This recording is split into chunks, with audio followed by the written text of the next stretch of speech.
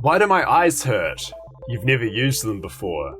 And your ears, you're using to listen to Pink Floyd, the podcast where we watch every movie ever made to see if it syncs up with Pink Floyd's 1973 magnum opus, The Dark Side of the Moon. My name is Gareth Blackler, and just follow this little white rabbit all the way to James Barron. Hello. Hello, bending over backwards and dodging bullets. It's James Barron. How's it going? I'm relaxed. I'm here to talk about The Matrix, one of my all-time favorite movies. Gareth, fun fact. Good. Yeah. I mean, how can it not be? It's very good. My Matrix history is a long one, which we can get into. But okay, I want to know your Matrix history. When did you first see The Matrix? How has it lived in your life? I think I saw The Matrix when I was about 11 or something. So a fairly formative age for me. And I definitely only saw the first one, but quickly became obsessed. Liked it a lot. And then because it's sort of tailor-made for an 11-year-old boy, right? But an 11-year-old boy and a 19-year-old college student would get along a lot talking about this movie. At the same time, yeah, definitely. Yeah. Both have a kinship and love of The Matrix. But yeah, so I did that, got into it, and then in high school, I think it was about, I was probably, 16, 15 at that time. My English teacher at the time announced that we were going to do The Matrix as the movie study for the year. And They did it, I know, they did it in the coolest way imaginable. Shout outs to you, Miss Woods. Because, I know Miss Woods. Yeah, this is a Miss Woods We went to a very Matrix high school. Everyone, small sunglasses and trench coats made of 100%. Well, not typically. So we rock up to English one day, and we're waiting for the new topic. We don't know what it's going to be. Miss Woods is there, and she is wearing a big black trench coat and sunglasses inside. And we're like, whoa, okay. So that is not that unusual for her, though. Yeah. And she's just sitting there waiting for us all to get in. And we're like, okay. And then she just gets up and starts introducing that we're going to be doing a film topic. And as she's introducing it, bursting in through the door, who should it be but my maths teacher, Mr. Creswell, also dressed in full leather and sunglasses. He had little round sunglasses. I guess he was a bald-headed guy, so I guess he was supposed to be Morpheus. But they had this little skit planned where they had to run off because they were being chased by agents. And so they just both left the classroom, ran off, and then down the stairs or whatever, and then came back. And Miss Woods introduced that we were doing The Matrix, and we were losing our minds. Yeah. It was awesome. And also studying The Matrix for English was awesome. Oh my gosh. Yeah, I think everyone else was doing fucking Shakespeare movies. But we did Mean Creek. Yeah, and we were watching The Matrix and having the best time. It was a good year. Wow. I love that you saw every teacher from our high school. We went to the same high school. Yeah. In such an interesting way. You've managed to capture all of them at their coolest, whereas I, did not. I caught them at their least cool, being teachers. Oh. My English teacher that year yelled at us by saying, if you keep chewing cud, people will think you have cud to chew. I love that. That's the weirdest insult. That's from it's a time so far ago, no one knows what that means. Yeah. I think that's an expression too old for them to be saying. That's unreal. Yeah. God damn. Okay. Very strange. But my gosh. So that only further enforced my knowledge and love of The Matrix. So I am a powerful... I'm the one, Gareth, basically, is what I'm trying to tell you. Yeah.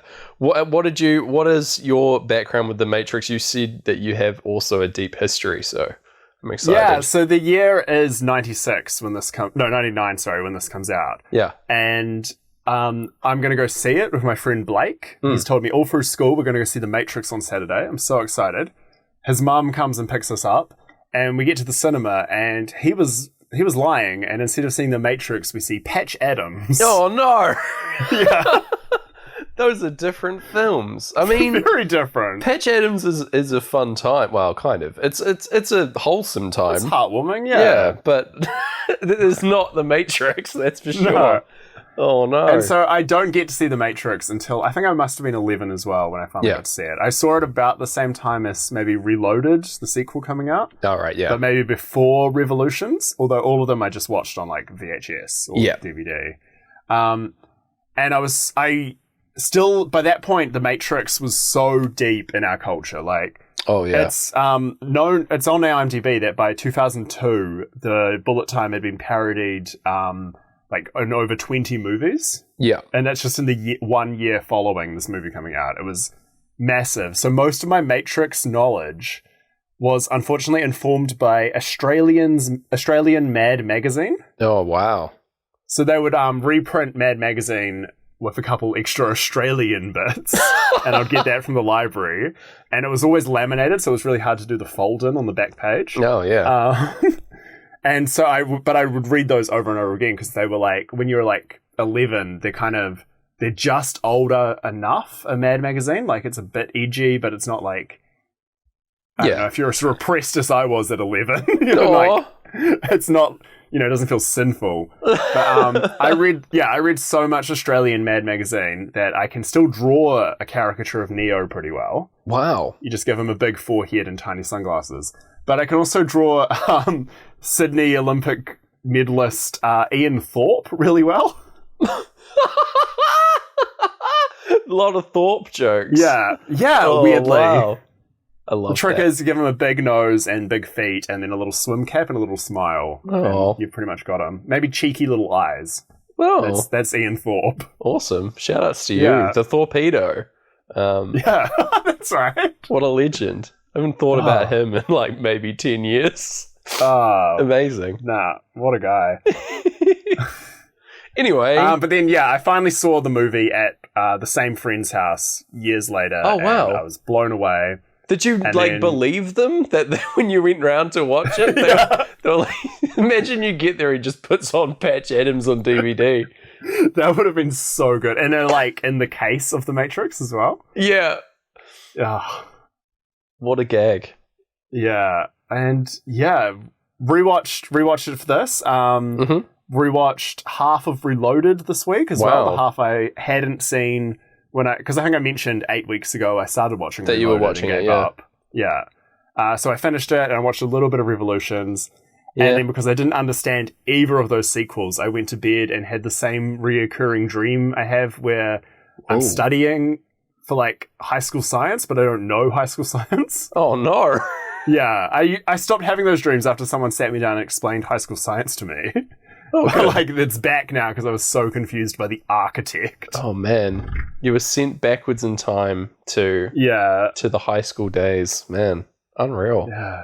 What a scary series of films. What power they hold over not only the zeitgeist but our own dreams. Yeah, man. Oh, talk about Morpheus. Because he's named after the god of dreams. Whoa.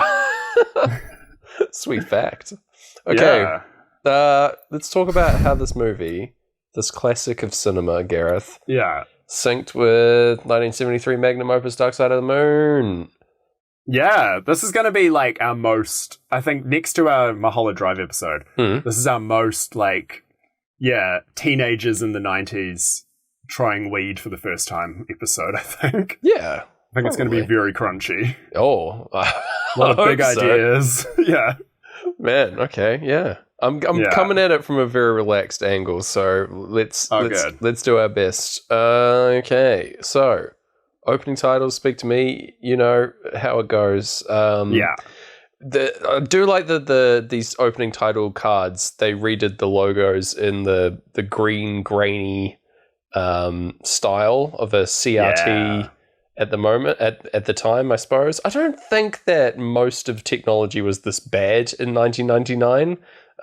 No, surely not. No, but like it's everything's green and codey and whatever. It's very early 90s. I think The Matrix is set in like 1990 or something. It's not really... It's set in 99, I think. Really? Because he says you now believe it's...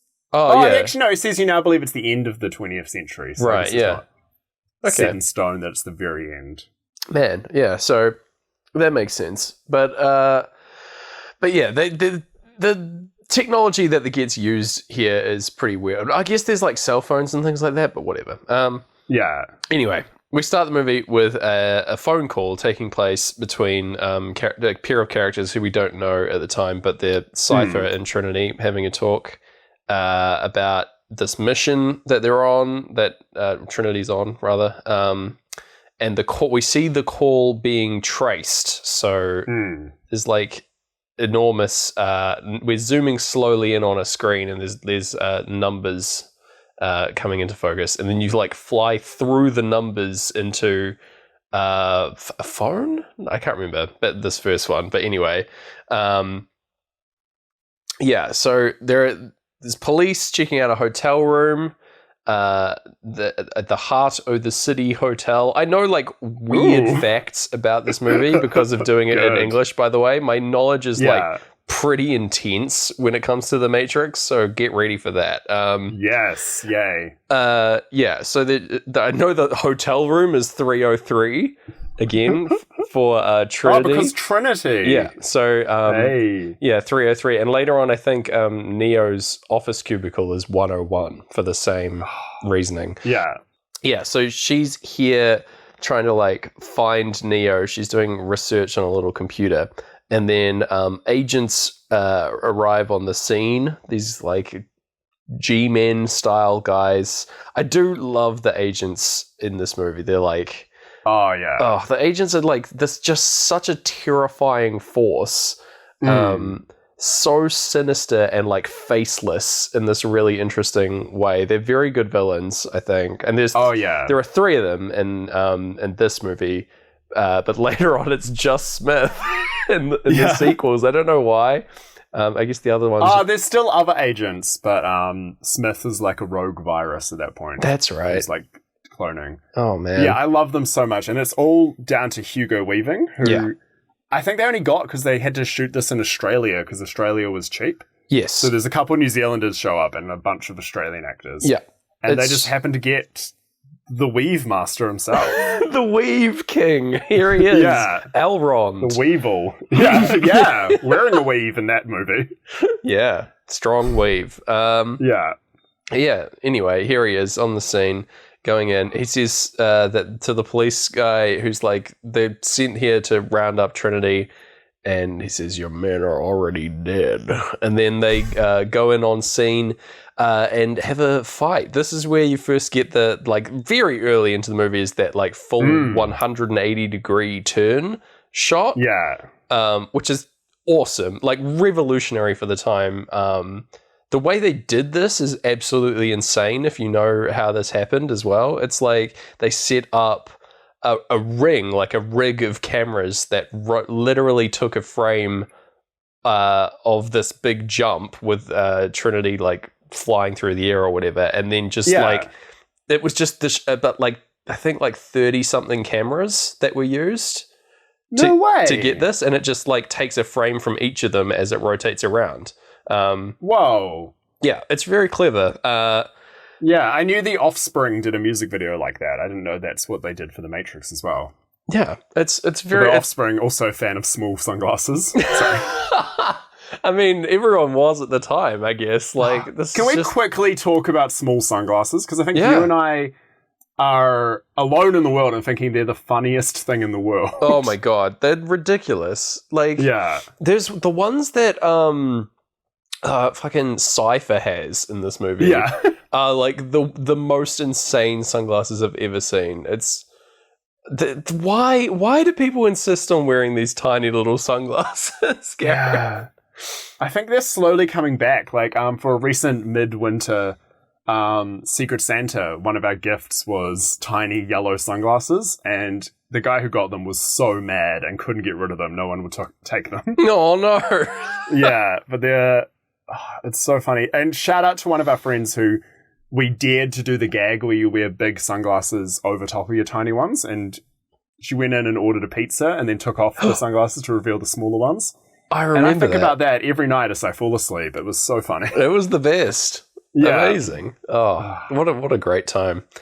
Yeah. So, we get these fight scenes. They're very like comic booky framed. Everything is like, to the left. You can tell that like storyboards had a huge handle in how this was put together, and that like it everything's really interestingly framed. There's this great shot of you see like Trinity's like eye, and through her, like she's got her hands on her head just before this fight scene cuts off, and you see the framed in her like arm is the police officer with the gun and torch pointing at her. It's just really clean looking. It's a very nice shot. But anyway, when she jumps up, and there is the famous circle shot as well, is Pink Floyd saying "High You Fly." Oh, that's good. Yeah, there we go. First sync of the day. Oh yeah, plotted on the thing. I don't know. Whatever we do, whatever it is we're doing here. So she has to like run and escape from these guys. It just goes into like a chase sequence.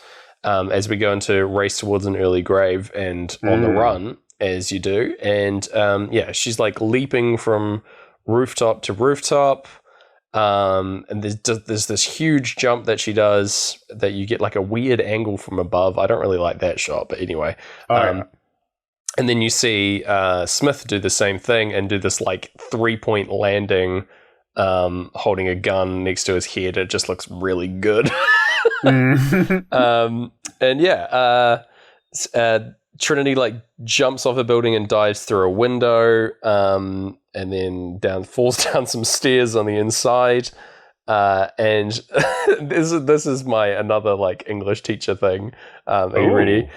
So the window, the way it breaks is it leaves part of the frame that creates like as if the window were a clock. It's pointing to 3 o'clock. No way. Yes way. for Trinity. Just like everything is so thought through. Yeah. Well, the Wachowskis had like years of storyboarding and scripting this. Yeah. And it shows. Like it's a miracle they got to make this as their second ever film. Oh, for real. And but in anyone else's hands, I think it would have just like fallen apart. Yeah. It needed that. It's a film that needs that much passion. Yeah, for sure. Yeah, very happy to have it. Really came through. Yeah. So the chase sequence winds up with Trinity making a mad dash for a phone booth, grabbing the receiver, and right as a semi-truck like crashes into it, destroying it. It's such a weird sequence. If like the first time you see this, you have no idea what the fuck is going on. Like it's a cool intro. You like things are happening, but you just understand nothing. But yeah, it all makes sense. It all gets there. Unfortunately, that crash takes place before the crash sound in On the Run. Yeah, which very annoyed with that. Yeah, a little bit of a shame, but that's okay. Anyway, so she managed to quote get out, but the agents got their info on Neo, so that's the new target. And we fly through the receiver of the phone into the Matrix world, and then we see Neo looking at his CRT, like very old looking computer monitor, and he's researching Morpheus, this terrorist guy. On this, his operating system is the weirdest looking thing. I don't know what it is with movies and just having the least convincing technology for, like, I get that you can't run just, like, Windows or whatever because, like, you'd have to pay Windows to do that. But it's just, especially the 90s where people would go out of their way to just do the worst thing. My favorite thing that I think about all the time is that one, Neo music video, or was it an Usher music video, where he's using his phone, and on his phone, when he just sent a text to someone, it's just Microsoft Word. Oh, yes, yeah. It might be a different one, but there's a Nelly music video where I think she's sending a text via Excel. That's it. That's the one I'm thinking of, yeah. So funny. Bizarre. Dilemma. Dilemma, Yeah. Absolutely. Oh my god. So he's just researching Morpheus, just hanging out in his little room, and this is where we get the crash sound, which is no good. No bueno for old JB. His computer starts talking to him. It's just the little green text talking on its own, saying like "wake up" and all this weird riddle stuff. Yeah. Something I've got to bring this up because I am under oath on this whole podcast. Yeah. So again, 11 years old, finally see The Matrix.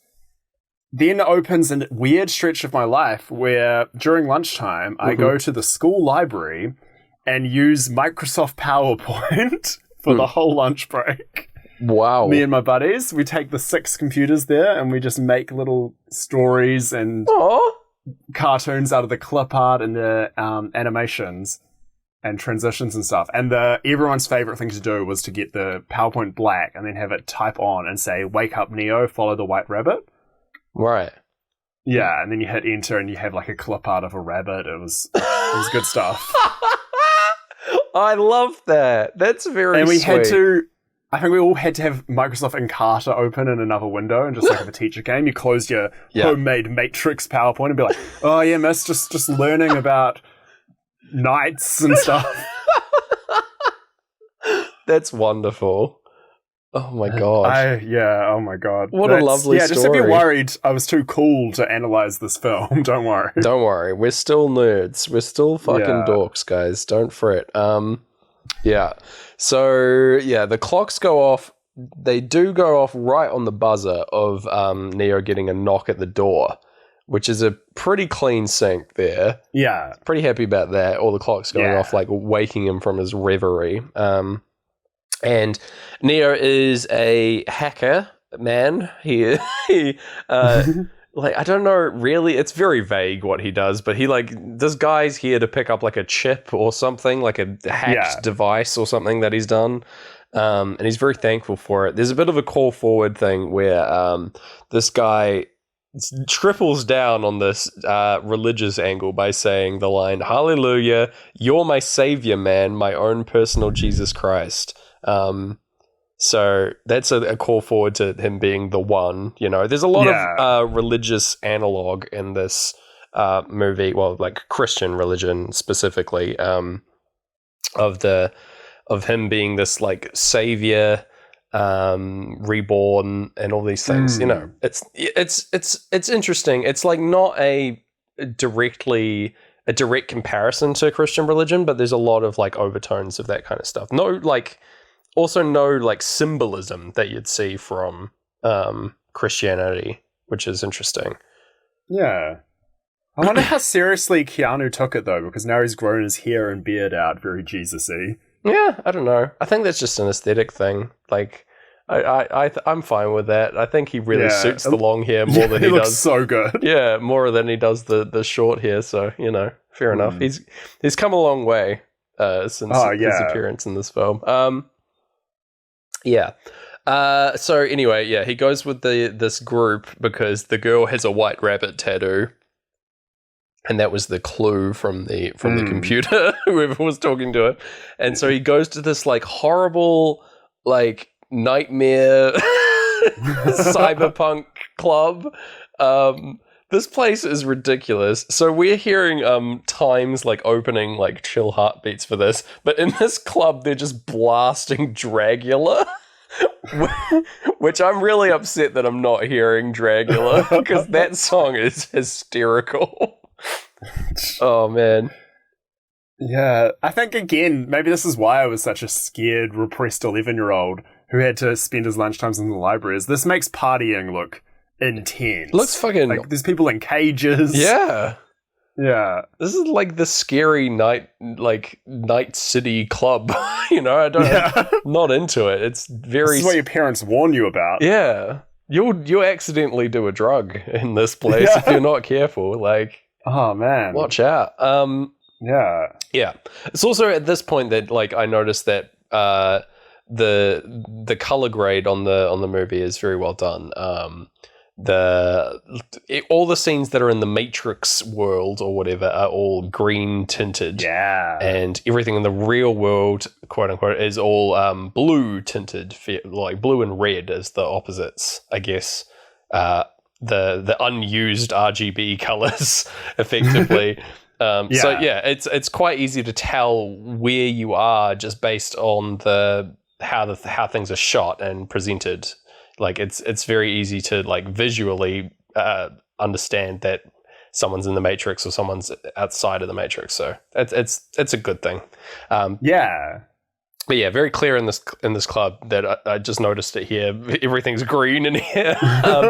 Yeah, don't forget, everything green. Yeah. Any color you like, green. Issue with it is that like everyone in the Matrix looks really sick. Everyone, oh, for sure, and not in the cool sick way, like the sick way. Everyone's very pale. Yeah. But anyway, I guess you wouldn't be that much more. You'd be fairly pale in the real world as well because they scorched the sky or whatever, right? No one's getting any sun anywhere. No, yeah. I wonder, do you reckon all the actors like maybe went method and hid underground for a few months, and then when they emerged, they were just that pale that the Wachowskis had to be like, all right, Neo's a pale guy now. Potentially, yeah. They're all doing the combat training for like months and months, so it's like kind of going underground. So Trinity appears in the club and tells Neo that he's in danger, and just like generic like paranoia kind of stuff. Like you're being watched. It's very like okay, well, I'm going to talk about it now. The issue with the Matrix is that it spawned the red pill ideal, and it's wild that the Matrix has that legacy, and that it's sort of I don't think it has the elements that like the founding documents of the red pill kind of thing. There's like paranoia and distrust of societal norms, right? But it's like sort of, it's not saying that you should go out and be an asshole, you know? No. It's very weird that it's also written and directed by two by two trans women. It's right. Everyone in the Matrix everyone involved in making the Matrix would hate the red pillar kind of people. Exactly. It's so strange that it created this like subculture of things of people that's lasted like 20 years. Yeah. It's ridiculous. Like that a movie like because it definitely came from this. Like there's no argument there. Like it created this way of thinking, and that's nuts for a movie to do. Right? Yeah. Yeah. It does like go to show, like I guess on a lighter note, like the influence this movie had. Like it was. Oh yeah. There was definitely pre-Matrix and post-Matrix. Yeah, it was the zeitgeist of the time. It was like this was the movie of the moment for sure. And then it got two very over-the-top sequels. So how do you feel about the sequels? Have you seen them lately? I haven't seen them lately. I have seen them, of course, many times, as I want to do. I own the like box DVD set of The Matrix. Ooh. It was like one of my like very earliest like purchases with my own money. It's like this was a big deal movie for me. It's very cool. It's got like the glowy Matrix symbols all over it. It's like lenticular cover and stuff. It looks great. And yeah, so I would watch them all the time and have a great time. And it also came with like the Animatrix and like a bunch of other like short story things that were part of it. It was cool. So have you seen the Animatrix as well? Absolutely, yeah. Damn, you did your homework. Yeah, I literally year 11 English, but I know everything about the Matrix. I've been studying for this podcast for years. I truly am here to see the Oracle. Yeah, it's amazing. Yeah, I would never have suggested this movie because I know too much about it. But yeah, anyway. You like to approach your podcast like a wee child in the woods. Yeah, I do. Yeah. An adventure. No, that makes sense. But yeah, so anyway, Trinity's telling him that he's in danger, and she's like, that he's looking for an answer to a question, and the question is, what is the Matrix? And yeah, he wakes up late for work over time solo.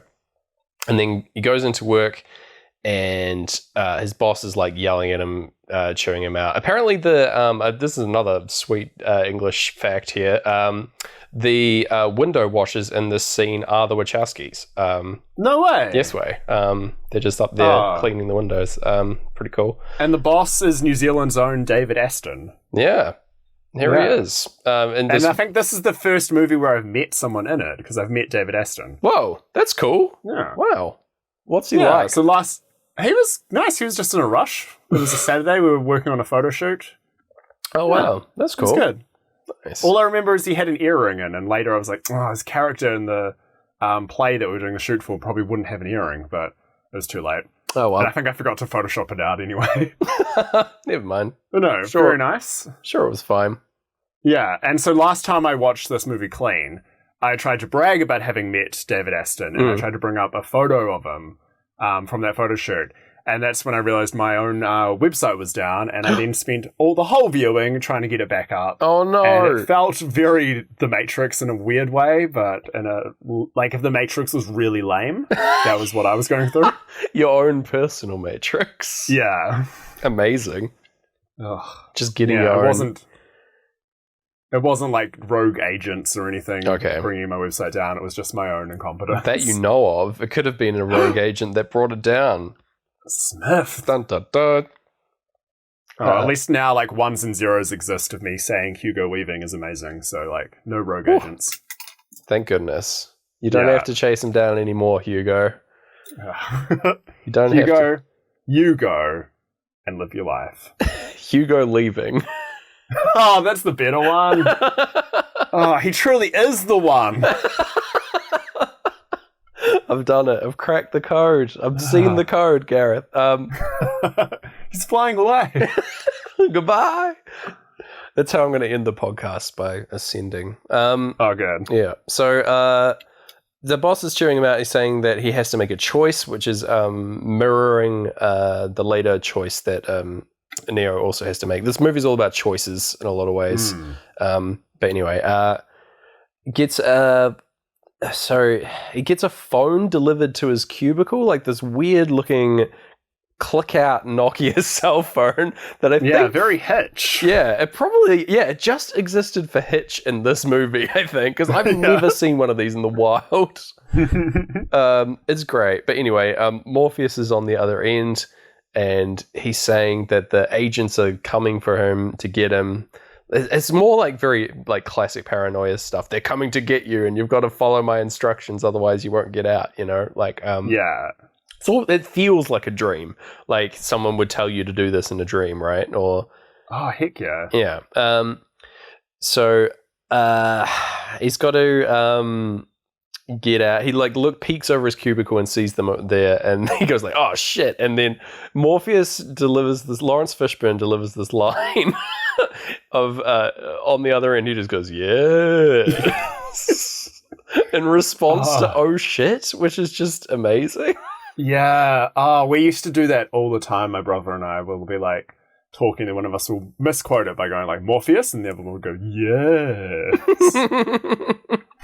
That's a good bet. I like it. The amount of like childhood bits this movie created, it's just part of its influence, you know? Yeah, there you go. It's a powerful film. But yeah, so he guides Neo through like the maze of cubicles, which is it's well done. It's very tense. The agents sort of like drift around like sharks, which I really enjoy. They like just move very like smoothly around looking for Neo. But we are going into great gig for this, and I feel like that doesn't really fit the tension of the moment that well. No, yeah, for sure. Yeah. So Morpheus tries to get Neo out of the building by sending him up like a scaffold up the side of the building, and Neo's like too scared to follow through on it because it's bloody scary. He's like way up in the air. I wouldn't do it. Hell no. No. Anyway, he gets taken in by the agents, taken into custody, and we see another really good shot. This is reflected in like a round mirror of Trinity's motorbike. It's just, it's a clean little shot. And like he's being put into a vehicle like in slow motion. It's really nice.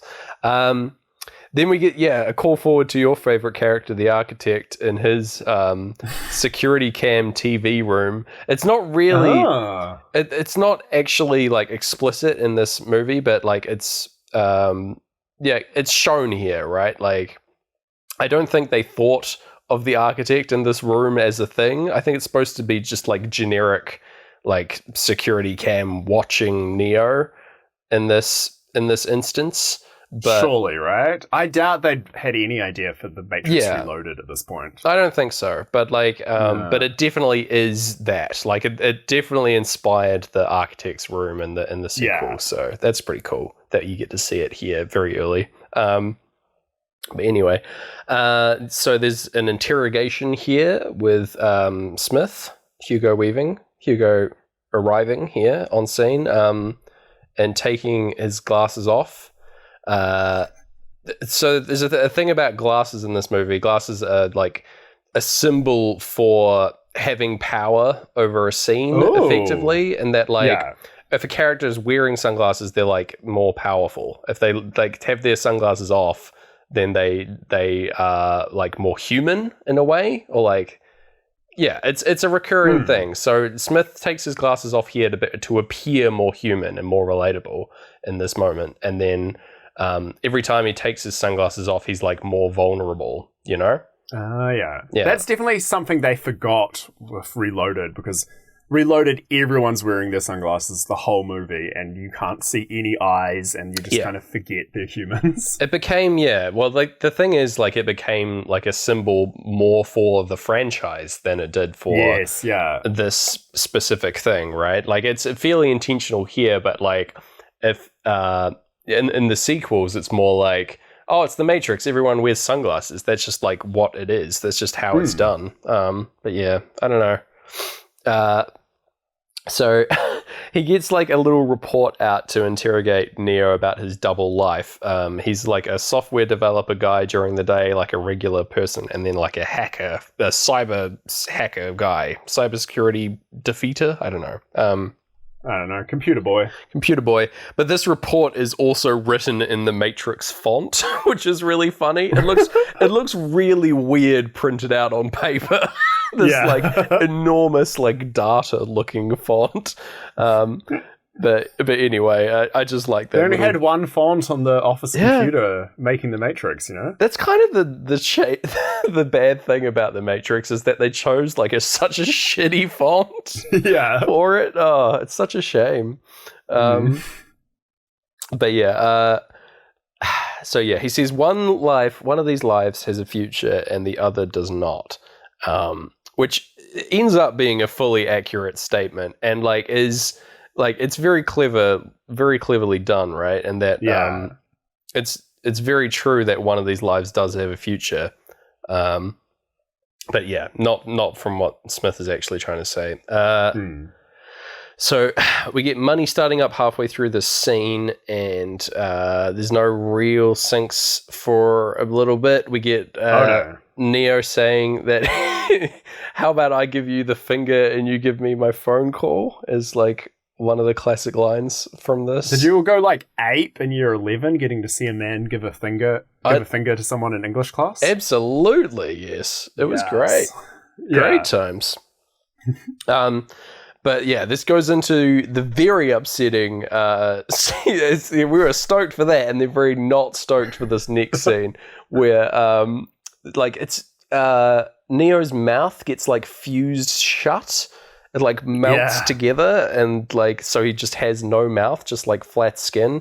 The CGI for this is pretty bad. It doesn't look that good, but honestly, that makes it worse. It makes it look horrible, like actually very harrowing.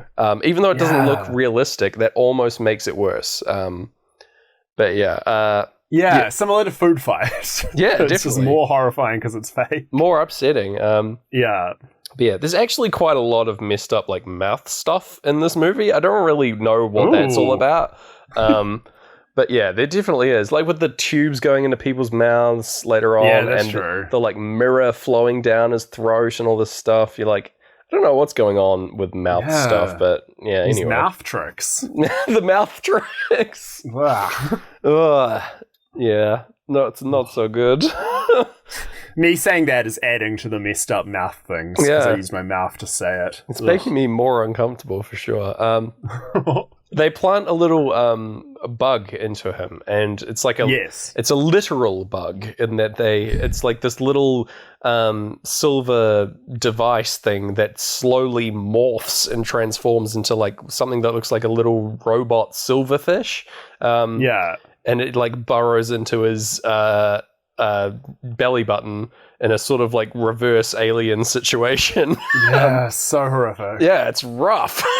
Yeah.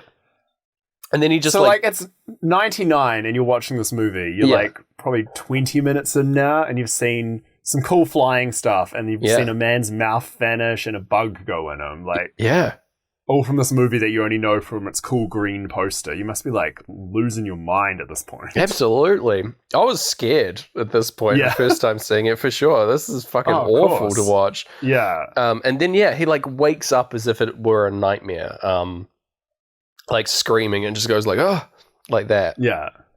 Which is very like, it's interesting because it's like the Matrix is this dream world, so they're in charge of whether or not someone's awake for any particular thing. So they can make things feel more like a dream at any given point, the robots, right? So, yeah. So I think that's... Do you reckon they just undid the day as well? So he just had the dream and then woke up and went to work like nothing had happened? Probably, right? Like... Yeah, just fuck with his memory in that little way. I don't know. It's I guess it's implied that he has this like horrible memory of it anyway. As if it were a dream. So he gets a call and he's going to meet under this bridge, and Morpheus is gonna meet with him, and so they go down there, and they pick him up and put him in the car. And we meet a couple of other people here, but we don't know who they are.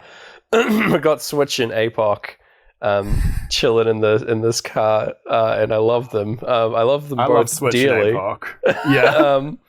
APOC. Yeah. So he nearly refuses the call here. Classic hero's journey stuff, being like, I don't want to be going down here, when Switch points a gun at him. And which is fair enough. And then, but decides to go along with them, and then they debug him. They get this like horrible looking, like Ghostbuster ass device out, and try and search around his little tummy for this bug. It's upsetting to say the least. And then like latches onto him and sucks it out of his little belly button, and then they throw it out the window, and it turns back into the little device that we saw earlier, which is a clean like open and close of that. Very good. Also for this scene, it's raining very heavily. Rain features a lot in this movie. Again, falling rain mirroring the code of the Matrix falling down. I don't really know why they chose that for the look of the Matrix. But because code doesn't do that. It's only because of the Matrix that people think it does. Yeah, right? Like, it just, like, that's just a stylistic choice that they went with that, like, took over. I definitely have seen numerous screensavers that is just the Matrix code falling. Like, you've probably seen some cool 11-year-olds figure out how to do it in PowerPoint. My favorite part of that, by the way, is that you were using clip art even in that. Like, because they would have done that in the movie. If you pay close enough attention to the Matrix, you just see a little clip art white rabbit in the background of one of Cypher's screens. The little clippy, the paperclip popping up and being like, looks like you're trying to take down my machine overlords. Want some help? I don't trust you, Clippy. You're a mole. You're on the inside. That's what was missing in the sequels when they start hanging out with more programs, is there needs to be a human who was Clippy. Yes. Oh my god. How would that even happen? They're just trying to be helpful all the time, but they just are so annoying. Man. Yeah, exactly. Perfect. Who would you cast as Clippy, as a human Clippy? Oh, human Clippy for The Matrix? Yeah.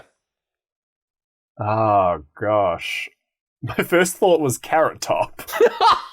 And I don't know why. It could be like his, his one serious role. Oh my god. Oh. That's a great choice.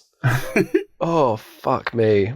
Oh. I would have said, up until like this year, I would have said John Cena, because John Cena famously, a lot of wrestling fans don't like him, or didn't like him. Yeah. But because they'd positioned him as a good guy, they couldn't go and make him bad because they had like sponsorship deals with Make-A-Wish. So he's kind of like the helpful good guy who nobody really likes. Yeah. So, yeah, maybe early John Cena or the guy who plays Ted Mosby in How I Met Your Mother. That's it. That guy, yeah. Okay. Absolutely. Oh, man. Yeah, I can just see it. Yeah, he would suit the Matrix. He's got Neo's haircut. He does, yeah. He would fit it. Yeah. Yeah. Get in there, mate. Are we agreed? They're making Matrix 4, by the way. That's a real... Yes. Yeah, Matrix Resurrections. Yeah, we're like actually just came out. Very topical for the moment, like talking about this movie. So, good stuff. No trailer as of this recording. No. But yeah, looking forward to it. I'll go see it. Carrie-Anne Moss is back. Yeah. Yeah. As Trinity. Neil Patrick Harris, to bring it back to How I Met Your Mother as well. He's in it. Yeah. He's playing Clippy. Oh, please. They've made a fourth one just to, have Clippy in it. They're like, we were missing something. Get him on. Call Bill. Can we license Clippy? Anyway, we've got to get back to this. We're not that far in this movie. Yeah, so they rock up to this big old building. I don't know really what this place is, but they come back here later. It's like a big hotel rundown kind of place. It's not the same one from the intro, but anyway. It's got this great, beautiful spiral staircase in the middle, and they go up there for the meet with Big M himself, Morpheus, Lawrence Fishburne. Here he is. I've written it in my notes as the Lawrence Fishburne reveal. Which I don't really know, because we did see a little photo of him on Neo's screen. But anyway, it's the reveal. I'll be honest, a lot of Lawrence Fishburne's roles have a big reveal. Like when he shows up in the John Wick films, he gets the reveal. I feel like he has one in Ant-Man and the Wasp. Yeah. They open a door and you're just like, oh, Lawrence Fishburne. It's part of his contract. Yeah, part of his rider is that he always has to have a huge reveal. Yeah. And fair enough. Yeah. I like that a lot. It's a lot of bravado for an actor to have. Yeah. But yeah, so for this scene, with Morpheus interviewing Neo, basically, it's over us and them, and it's a pretty good sync for me, in that Neo has to choose between joining the us, Morpheus and his team in the real world, and or the them, going back to his normal life. And Pink Floyd agree. They say, after all, we're no ordinary men. So there you go. And then we get the scene with the pills. In my notes again, I've mused that it's pretty wild that this scene has led to one of the most problematic ways of thinking this century. Yeah. It's just fucking insane. But anyway, I do really like that the pills are each mirrored in one of Morpheus's lenses on his glasses. Yeah. That was done by sticking green paper over his glasses and green screening his hands and letter. Yeah. So he's got little green shades on as he's recording this. It's hilarious. Yeah. When he has to choose between red and blue, Pink Floyd also sing black and blue. You're close. So they're a bit off. Yeah, maybe they've got red color blindness. Yeah, maybe. It happens to a huge percentage of men, and Pink Floyd Yeah, I'm part of that percentage. One of my colleagues is red colorblind, so shout outs to you. I'm not going to name you, but shout outs if you listen to this. Yeah. Anyway, yeah. So it sort of explains a little bit of what the Matrix is here, like a little bit of a taste, so that he is interested to learn more. He's just saying that it's like, it's all around us. Matrix is everything. You're a slave and all this stuff. Yeah. He's saying... Yeah, me as an 11-year-old, my mind is blowing at this point. Yeah, I have no idea what's going to happen. That's crazy. He's speaking a lot of insane stuff, and you're like, what the fuck? I still don't understand. And I think that's like how you're supposed to feel, so that's fine. But yeah, it's a cool visual with the pills, and you know what pill he takes, guys. I'm not gonna say it. And then they go into this other like room with more like weird cobbled together 90s machines. And they like strap him to this like hospital gurney thing, and they're like from inside the Matrix, I guess in context they're trying to like find him in the pods or whatever, trace his location or whatever. That's all the pill does, right? Like you're expecting him to take it and immediately like something cool and Matrixy happens, but all it's doing is giving them some sort of pulse to find. Yeah, it like traces their location. It's like an electro pulse or whatever, a program effectively that changes the signal in his pod or whatever. I don't know. But anyway, they find out where he is, and Neo starts seeing some weird stuff. I don't really know why. This could also be a side effect of the pill program thing, like the Matrix itself like breaking. And there's this mirror that like mends itself. It like flows together like water, and then when he touches it, it starts like creeping up his arm towards his neck and threatens to choke him by pouring down his throat. Again, very upsetting. Being choked by this horrible creeping silver liquid. Very scary. But so they find him just in time because of the drama, and he wakes up in his gross like cyberspace pod with plugs all over him and this feeding / oxygen tube down his throat. This point in the movie you're like fucking floored. It's this reveal of waking up in this pod and then being surrounded by other like millions of other pods of these huge towers, and then like lightning arcing between them. It just like, it's so dramatic. It's such a crazy visual. And fucking well done for the time as well. Like this looks incredible. It's very scary. We go into Any Color You Like, and there's this big robot thing that appears and like detaches him from all his plugs. There's this, so it like puts this little like screen up to his face so that you can see Neo like struggling. And I've noticed this is such a Wachowski shot of the this like screen coming up and reflecting something. Is something they do in a lot of their movies. I just wanted to point it out, but so I don't really know the function of this robot either. Like, it's on their side, right? The people? I think so.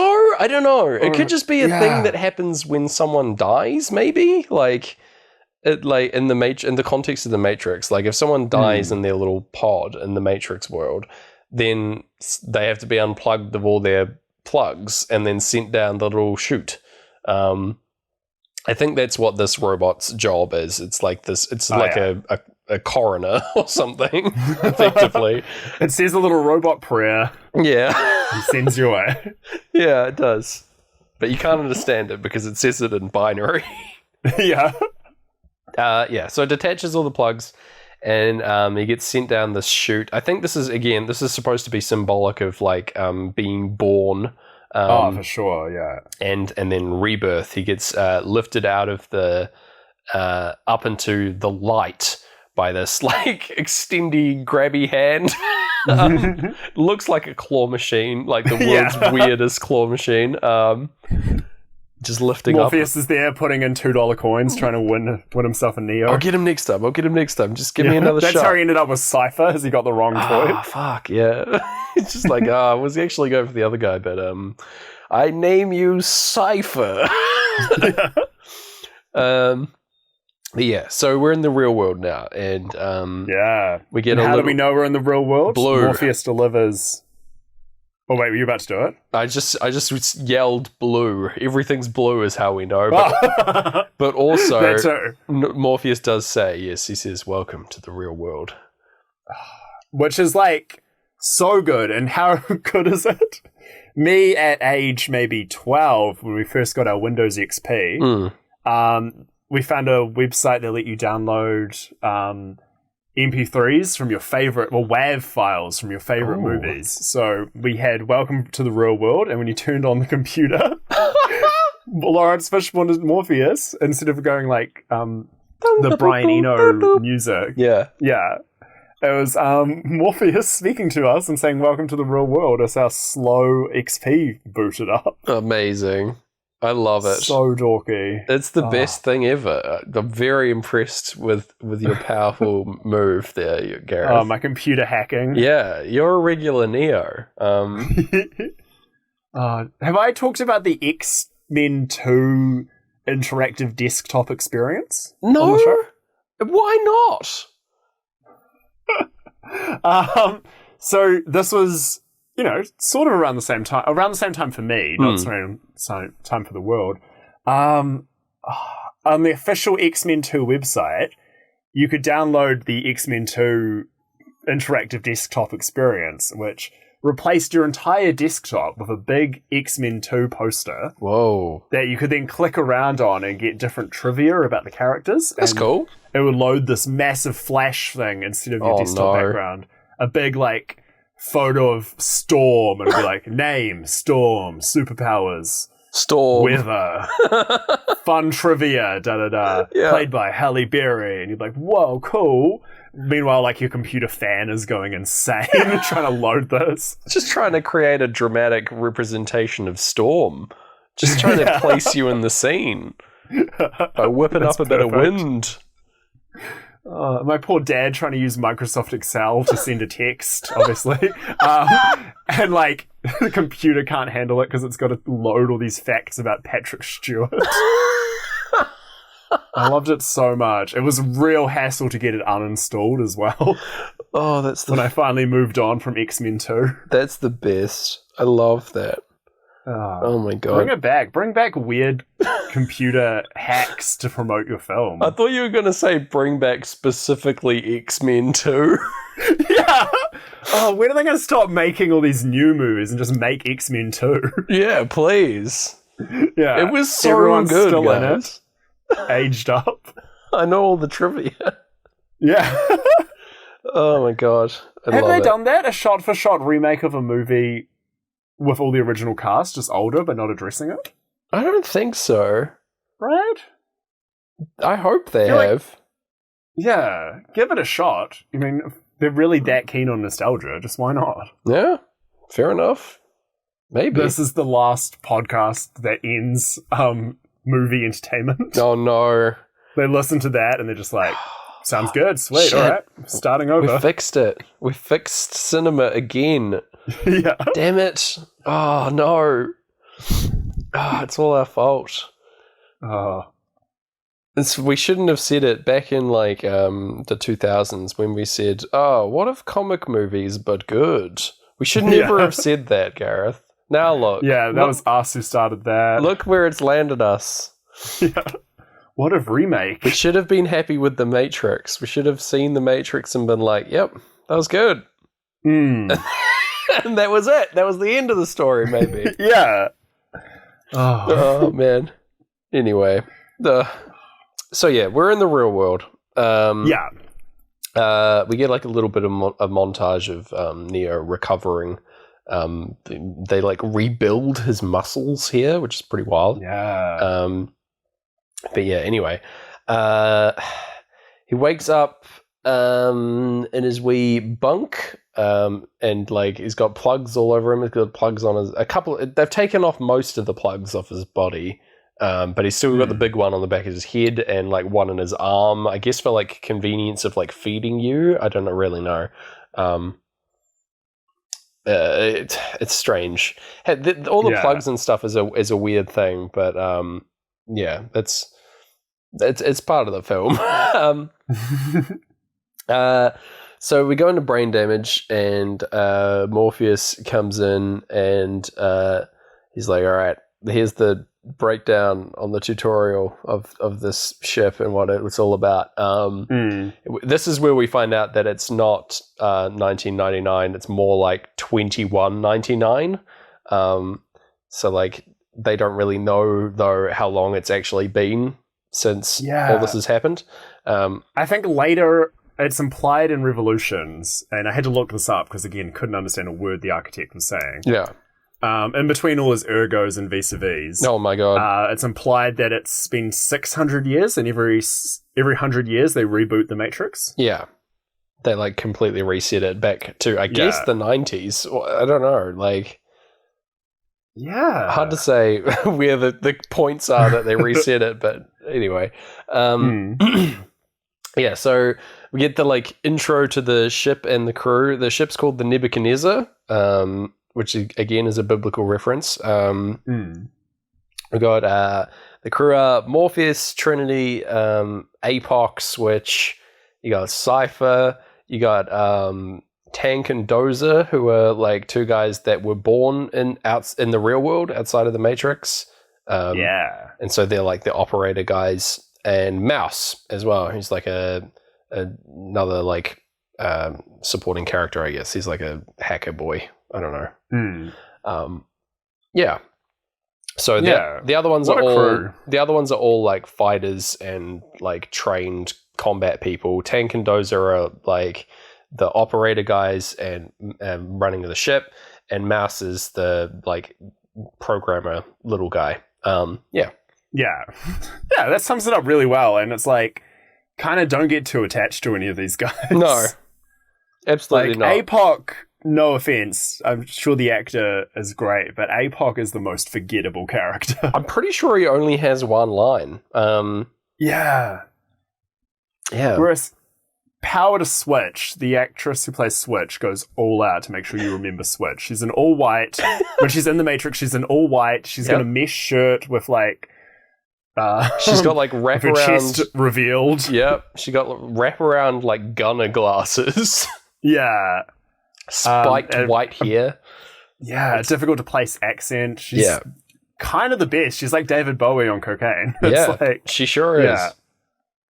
She's she was going to be played by two actors originally. Whoa. A male actor in the real world and a female actor in the Matrix. Whoa, that's cool. Yeah, which is awesome, and I wish they'd done it. Hence the name Switch as well. Yeah. I think the studio thought it was just going to be too confusing because famously about this movie is like half the people who read it and a lot of the actors who turned it down did not understand this movie. Yeah. They were very nervous it would be too confusing. So I guess to cut off anything that would make the audience be like, what? Who's that? Kind of fair. It is probably useful. It's definitely ambitious. This script would have been like very, very scary to look at for sure. So I can relate. But yeah, like that would have been sweet, like in retrospect. But yeah, I can see how that would be, especially at like 1999, how that would be confusing for audiences to be like to follow that as like, oh no, it's the same character, but in the Matrix they're this, you know, like it would be difficult. Yeah, I'm surprised they didn't try it again with the sequels, though. Yeah, that would have been cool. I think it would have flown very well in Reloaded. Like, it would have fit the kind of definitely everyone's interesting kind of vibe to that one. Yeah. Never mind. Maybe it was just on the cutting room floor or something. Yeah, I will say, just to your point about the film being confusing, is how cleverly it's structured. Like, a lot of people... You'd read stuff, especially after the sequels didn't do well, and like Speed Racer came out. Yeah, it became kind of cool to say that this movie was accidentally good, like the Wachowskis kind of accidentally put together a engaging script by just kind of putting in everything they love. But like that's so smart that exactly. We're like 40 minutes in now. We're one whole Pink Floyd play in, pretty much. And we're only just getting to the exposition, and there's a lot of exposition that has to be covered, of course. Like, the exposition scene does cover a lot of songs. Yeah. But, like, you've had all these interesting things to keep people going. Every time it needs to slow down, it follows it with something, like, wild. Yeah. It's so, like, if this had started with Morpheus' upcoming speech about we didn't know who blocked the sun in the war. It would have been awful. It would have been it would have been lame-o. Yeah, no. I'm not into that. Yeah. Nah. What are the people thinking? That's ridiculous. Like, the Matrix is such a tightly written story. Like, it gives you everything that you need. It's like... Yeah. You know? It's everything the body needs, Gary. Yeah. Yeah. You close your eyes and it's like tasty weed. Yeah, exactly. So yeah, we're good. I'm going to dive into the exposition scene now. Like, they go into like a tutorial kind of program, effectively, the Construct, which is like established as like a computer program which they can load things into. So they can load stuff in, and it's like a false kind of Matrix reality. Yeah, it's tinted kind of yellow instead of green or blue. Interesting. Yeah. I didn't notice that. But yeah, this would have been the most complicated thing for the people of Zion or whatever to build, but that's fine. Just accept that that's a thing. That they've got their own mini Matrix, and yet no one can understand how the Matrix works, but fine. But yeah, they play with the space a little bit, and that like there's a shot where we're just like wrapping around the back of Morpheus's head, and furniture appears in the scene and stuff like that. They play with like non-Euclidean geometry a fair bit in this. Ooh, someone studied this in English. Yeah, baby. Yeah. Another thing that gets glossed over very quickly. This is all very like... It reminds me a lot of like Tenet, where they're just like, don't think about it too much. That where like Neo looks like his old self, his how he looked in the Matrix world, which is called residual self-image. Yeah, the mental projection of the digital self. It's just like, it's an easy way to explain it away, basically.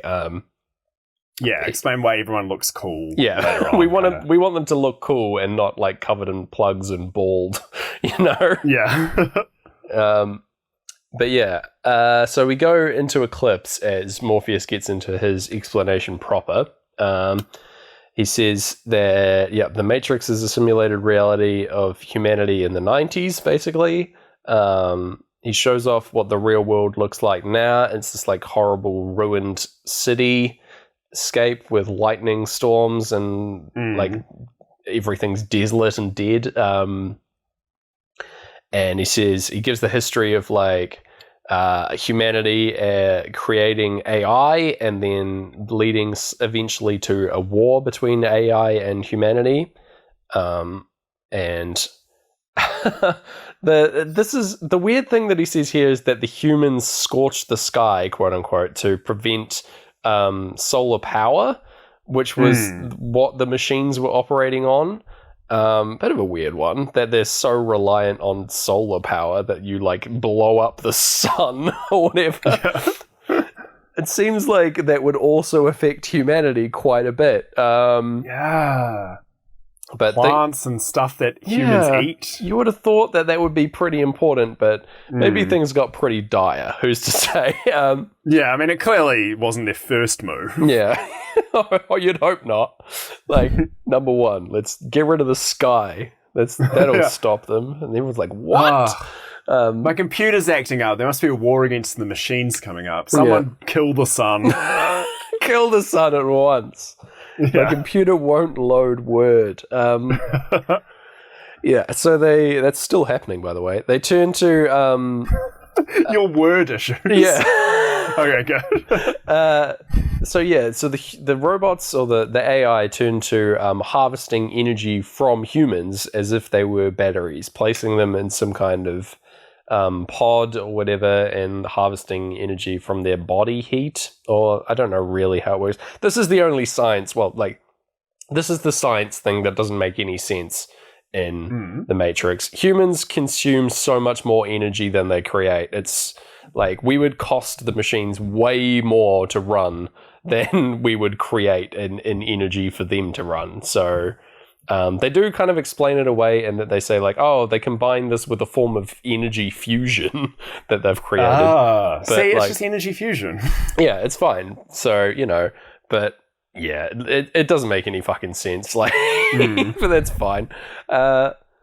If we were like running? Yeah, if we were all on like treadmills while under the thing, then I get it. Like, we're creating kinetic energy, sure. My pitch to the machines. I've got my pitch, guys. You know how on the surface, right? The sky's scorched. It's not good, but there's these horrible storms. Bloody wind power. Have you thought about that? Harvest that energy up. Let's just put a few windmills around, boys. It'll be fine. Just pitching it. They still don't understand, and they put the wind in like little pods now. Yeah. And give the wind false lives. And I'm just being torn apart by a sentinel, and I'm like, no, that's not quite what I meant. Yeah, so they're like harvesting humans basically and using them as batteries. Very upsetting imagery where we see like a human baby all plugged into this pod and then being put into this thing. There's like these huge robots like floating around. They look like giant Zerg overlords from StarCraft, but robotic. They're terrifying, just like sucking up these little baby pods. Yeah, it's a cool visual. I definitely something that was ripped straight from like concept art, I think. Yeah. But yeah, we go into playthrough 2 for basically this end part of Morpheus's speech. And yeah, the summing up is that it's turning human beings into this, and he holds up a little AA battery. And yeah, Neo like panics and passes out. And yeah, he can't go back to not knowing. He's saying, I can't go back. And Morpheus is saying, would you really want to if you could? Which is an important like through line in the movie because this is like Cypher's key motivations for. Yeah.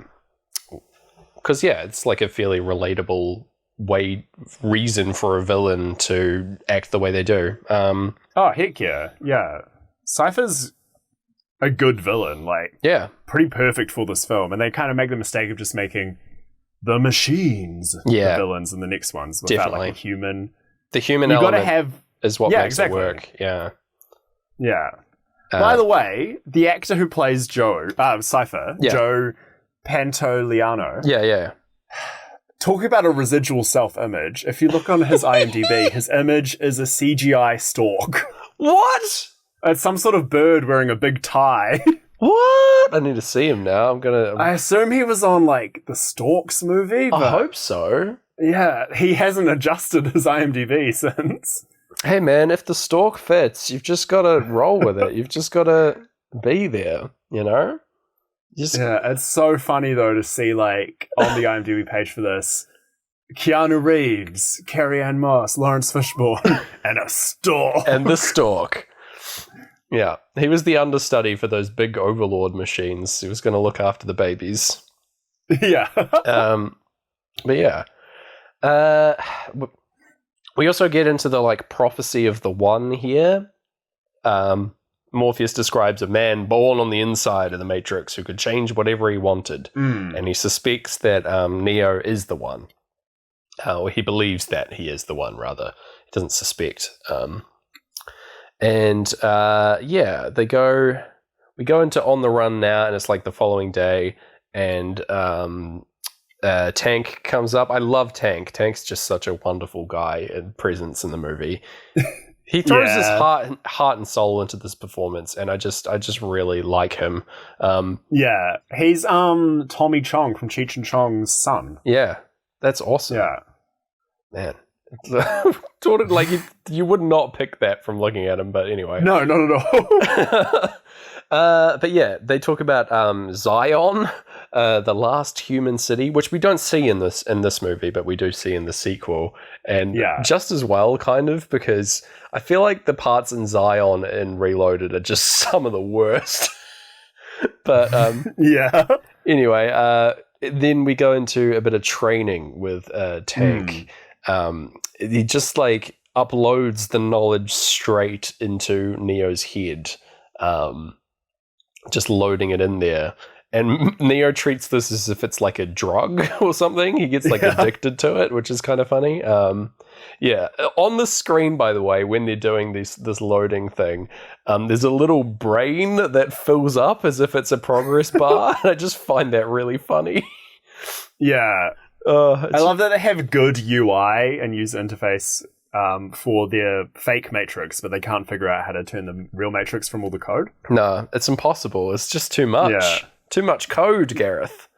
Yeah, and they even explain it later that's why, but I just, I think it's cool they went ahead and explained that. Yeah, it's good. On the subject of explaining things, Joe Pantoliano was not in Stalks, so I still don't know why his image is a stalk. That is so confusing. If you can explain the mystery, please, listeners, let us know. Yeah. What the fuck? I need to see him now. I'm bringing it up. Okay.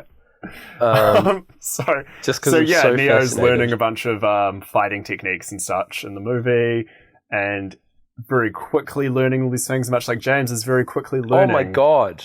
About the stalk. I see him.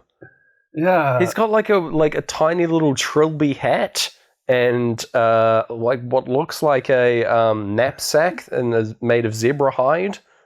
Yeah. And like what massive the hell? doobie. Yeah. Maybe this is just it's a big tie. Maybe this is just his look that he's going for. He's like evolved and this is his new form. Yeah. What has he been in recently? The fuck? I'm trying to understand this. It doesn't make any sense. Does he play this character in... He was in SpongeBob SquarePants briefly. Oh yeah, maybe that's his character from that. No. It's the wrong art style. He was in Cats and Dogs, The Revenge of Kitty Galore. Okay. Could have been a bird. I've hacked it. Have you? It's from Racing Stripes, 2005, starring Frankie Muniz. Okay. We got there in the end. Yeah. Wow. Well, now I know. Thank you for that. I'm thrilled. My brain is filled up. The little icon of my brain is now full. Everyone else in that movie has their real photo on IMDb. Yep. But not he doesn't play by the rules. He's like, just stalk or nothing. Remember me and my greatest role, Racing Stripes. Okay. So we go from here to sparring against Morpheus in this little dojo room, which is very good, like very traditional kung fu kind of movie style for this sequence, which I enjoy. We get the crash sound and on the run mid fight here between Morpheus and Neo. And I do love that like Mouse runs into the cafeteria and he's like, Morpheus is fighting Neo, and everyone just runs to watch. Yeah. Switch leaps over a table for it. She's into it. Yeah, it's awesome. Yeah. But yeah, they're having a great time just watching this. There's the clocks all go off while Morpheus is flying through the air, like about 10 feet up in the air. This fight's ridiculous, by the way. It's all also another cool thing about The Matrix is that all the actors went through like actual combat training, and so that's cool. That very rarely are there extras or not stuntmen doing these stunts. Most of the time, it's the real actors doing these things, and it really pays off because it just looks awesome. What is cool is there were a couple stunt doubles, and Keanu got so close with his stunt double that they remained friends for years, and then that stunt double directed John Wick. Amazing, love it. Yeah, great legacy there. You know. It's why John Wick is full of like 6 stunts and basically nothing else. It's so good. Yeah. Love John Wick. Yeah, good times. So yeah, Neo is fighting him and he basically can't get a hit in, and Morpheus is just wrecking him. And it's because he's like bending the rules of the space. He's like not playing by the laws of physics, basically. Don't apply to Morpheus because he's in the Matrix and he can bend it or whatever. And yeah, so they get back into the fight as we go into time. And this time, Neo starts like seeing what he is supposed to do. He starts like fighting very quickly and gets one over on Morpheus and stops him. And then they go from there to the jump test, which is like the ultimate test of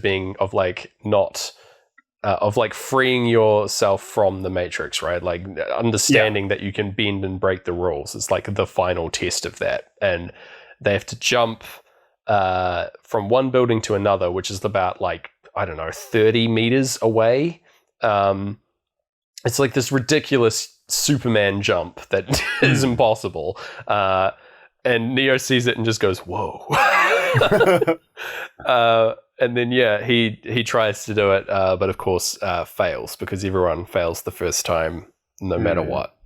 It's just how it goes. And everyone expects him to be able to do it because it could be that he's the one, right? Like, there's this implication that it's like, but what if he does it? And then he doesn't do it. So, and they're like, but what does that mean that he didn't do it? And everyone's like, it doesn't mean anything. It's fine. Yeah. But yeah, he gets out and we find out that being hurt in the Matrix or in the program hurts you in real life. If you die in the Matrix, you die in real life, Gareth. It's a thing that people say all the damn time. And the logic for this is that your mind makes the violence real. So because the Matrix is so realistic, your mind believes it to be real and will shut down if you get hurt in there. It doesn't really explain why he's bleeding from the mouth, but whatever. Yeah. But yeah, it's like you're taking mental damage rather than physical damage is my logic for it. But yeah. Yeah. There's a weird interaction between Cypher and Trinity, talking about whether or not she believes that Neo is the one. You can see that Cypher is really into Trinity at this point as well. There's this implied persisting relationship between the two that has happened before Neo's been on the scene, obviously. And Neo is seen as a threat to Cypher, right? Because he's in love with Trinity. But yeah, it's interesting to see here anyway. Yeah, you really forget there's this much Cypher in this movie. Yeah, he's very important. Yeah. And so we go from here to walking through the streets talking about the system and stuff. This is the woman in the red dress bit of the movie, if you remember that. We go into great gig for this as we go into the freeze frame for the woman in the red dress bit. So he sees looking at the woman in the red dress, and when she passes, he turns back and it's an agent there pointing a gun at him, and then everything gets frozen. A couple of fun facts about this. The song for this that we should be hearing is by the Crystal Method, and I really like it. It's a fun. It's just a wee fact. And then the other fact is that for this scene in particular, they used a lot of identical twins as extras walking around, just to make everyone look a bit more samey, and again make it look more like a generated computer program, because they would use the same people in the program multiple times, because you'd have only so many, right? This is a very video gamey thing to do. Very Food Fight 2012 as well. Yeah, right. And just use the same animation for everybody. Yeah. But I think that's very clever that they've done that. Oh, yeah. I wish they'd done it for more parts of the Matrix, like the Matrix itself, but I don't know. I guess that they shouldn't have done that, because the Matrix has real people in it, but whatever. So he's saying that he explains what the agents are. They're programs, sentient programs in the Matrix that hunt down the people that are trying to break in. So, or trying to do missions and stuff in the Matrix and get people out. They're there to stop them. They're a search and destroy kind of program. And he says that everyone that's fought an agent before has died. So they just run away. They always have to run because they're just too powerful. Yeah, because they like instinctively know how to break the rules of the code and all this stuff. Yeah. They can. It's because they are the code. Yeah, they can punch through walls and dodge bullets and all kinds of crazy stuff. Yeah. We also meet the threat in the real world as we cut back to the real world, and there's these little sentinel robots that are searching for ships out here. So not only are there threats in the Matrix and these agents, we also meet the threat here of the Sentinels. And the Sentinel design is really scary. They're like this... they're like a squid kind of... They're described as squiddies. Yeah, they're like this... How would you even describe them? They're little like heads with long tentacle arms that are all made of metal, obviously, and they've got like huge amounts of eyes. Later on, when they're attacking the ship, they can shoot like little lasers out the front of them. Yeah, they're scary boys. Oh, yeah. But yeah, and then they also introduce the concept of an EMP, which is the one thing they can do against the machines, but it's like a shortwave electromagnetic pulse that shuts them down. Yeah. Which, is this where you learned what an EMP was? Definitely, yes. Okay. And then went on to teach me what it was in episode 3 of this show. Yeah. Oh. There you go. But yeah, I really like the Sentinels and how they look. They're very, very scary. I would love to get like a little action figure of one someday, I think. Yeah, because I think they just look really cool. Yeah. So yeah, Neo has a chat with Cypher now in the night time or whatever. I guess it's always night, but whatever. They share a drink together and talk about the Matrix and hang out. And Cypher reveals that he wishes he took the blue pill and that he wished he'd stayed in the real world here. Yeah. Just trying to be like chummy kind of thing with Neo, being like, oh man, I wish, isn't this fucking awful, this place? Oh, well, we've got our drinks, like that kind of vibe. But his runs deeper there. So, yeah, he also... It's like immediately we cut to him revealing how deep that goes. Exactly. We cut from here to Cypher in the Matrix, like... presumably, like after the scene, he like plugs himself in or whatever. I don't know. Yeah, it doesn't really make sense. But he's meeting with the agents and making a deal to be put back into the Matrix if he gives the agents what they want, which is Morpheus. They really want the codes to the city mainframe, the Zion mainframe, because if they get in there, they could kill all the humans. And in exchange, Cypher gets like plugged back into the Matrix as if none of this happened. He's coming from an angle of like ignorance is bliss. Rather, he like really wishes he hadn't been taken out of the Matrix and resents Morpheus now that he knows what he was getting into. Yeah. Which is like pretty. Yeah, like it's like we said, it's very understandable. It's just too far. It's good villain writing. Yeah, it's very well done. Like he has like a delicious steak in this scene, and he's like saying how he knows that it's fake, but he wishes like he understands that it's not real, but he doesn't care, right? Like it's real enough for him, and so much better than what he's experiencing in the real world. So yeah, better than the slop. Yeah. Fair enough. But yeah, it's not an excuse to kill all the humans, but whatever. No, you know what? It isn't, actually. It must be a bloody good steak, is what I'm saying. Yeah, so there's they have a bit of a chat in the lunchroom. Everyone's hanging out. They're having that slop. Again, that good like cut between the steak and the slop is like a direct comparison here. Between like you can understand where Cypher's coming from a little bit. Mouse wants to set up Neo with a date with the woman in the red dress because Mouse, you creep. Yeah, because he designed her. Yeah, and later he's just looking at a photo of her. Yeah, a pin-up that he's like created or whatever. Yeah, it's really funny. It's pretty messed up, but like, whatever. Yeah, for sure. And then, of course, he delivers the greatest speech in film history, which is, how do the machines really know what Tasty Wheat tasted like? Maybe they got it wrong. Maybe what I think Tasty Wheat tasted like actually tasted like oatmeal or tuna fish. And that makes you wonder about a lot of things. Do you take chicken, for example? How do the machines know what to make chicken taste like, which is why chicken tastes like everything. Wow. I also had the MP3 of that speech on my Wow. Windows XP. So that was all from memory, and I did mess it up at the very end. Thank you. That was amazing. Who's the expert Please hire now? me for your acting. Yeah, man. Was that the sound every time you like recycled something and like, played that entire Move to speech? bin. How do the machines really? How do the machines really? How do the machines It really? started like playing over top of itself. Amazing. Maybe I should set myself saying that as my own ringtone now. Wow. I don't know if that's a good idea.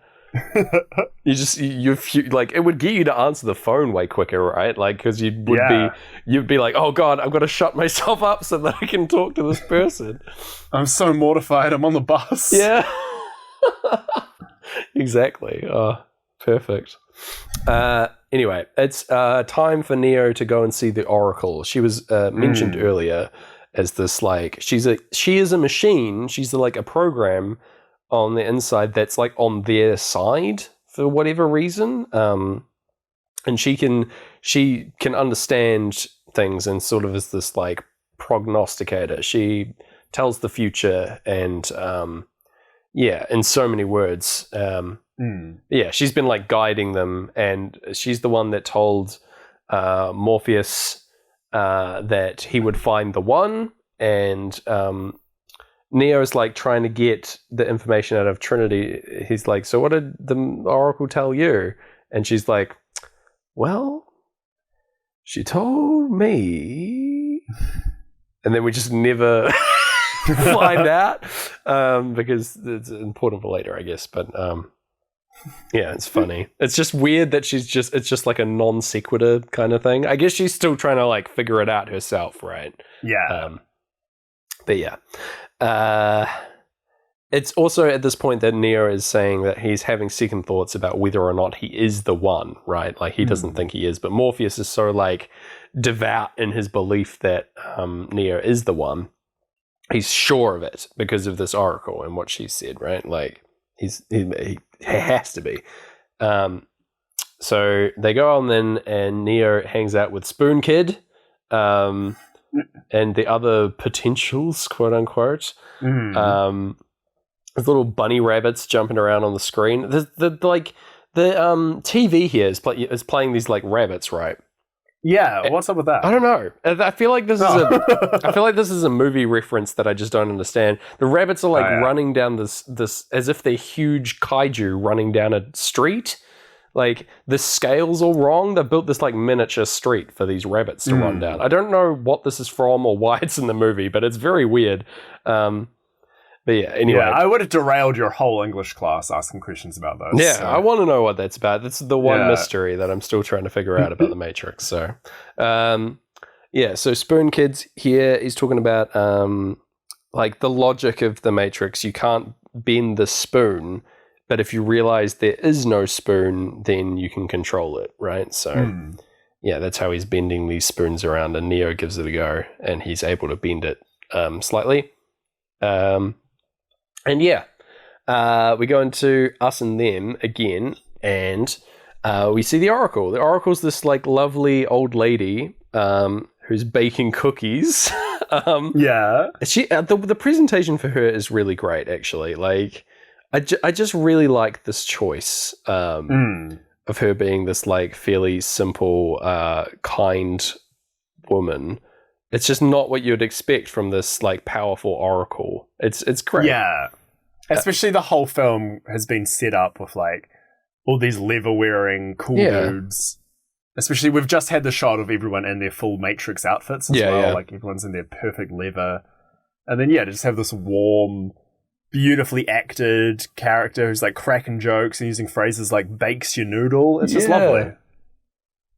Oh, she's the best. Yeah, and she does some very interesting things. She's clearly like has oracle powers, right? She says the way she speaks as if she knows exactly what's going on in the scene at all times, which is cool. She like controls it basically.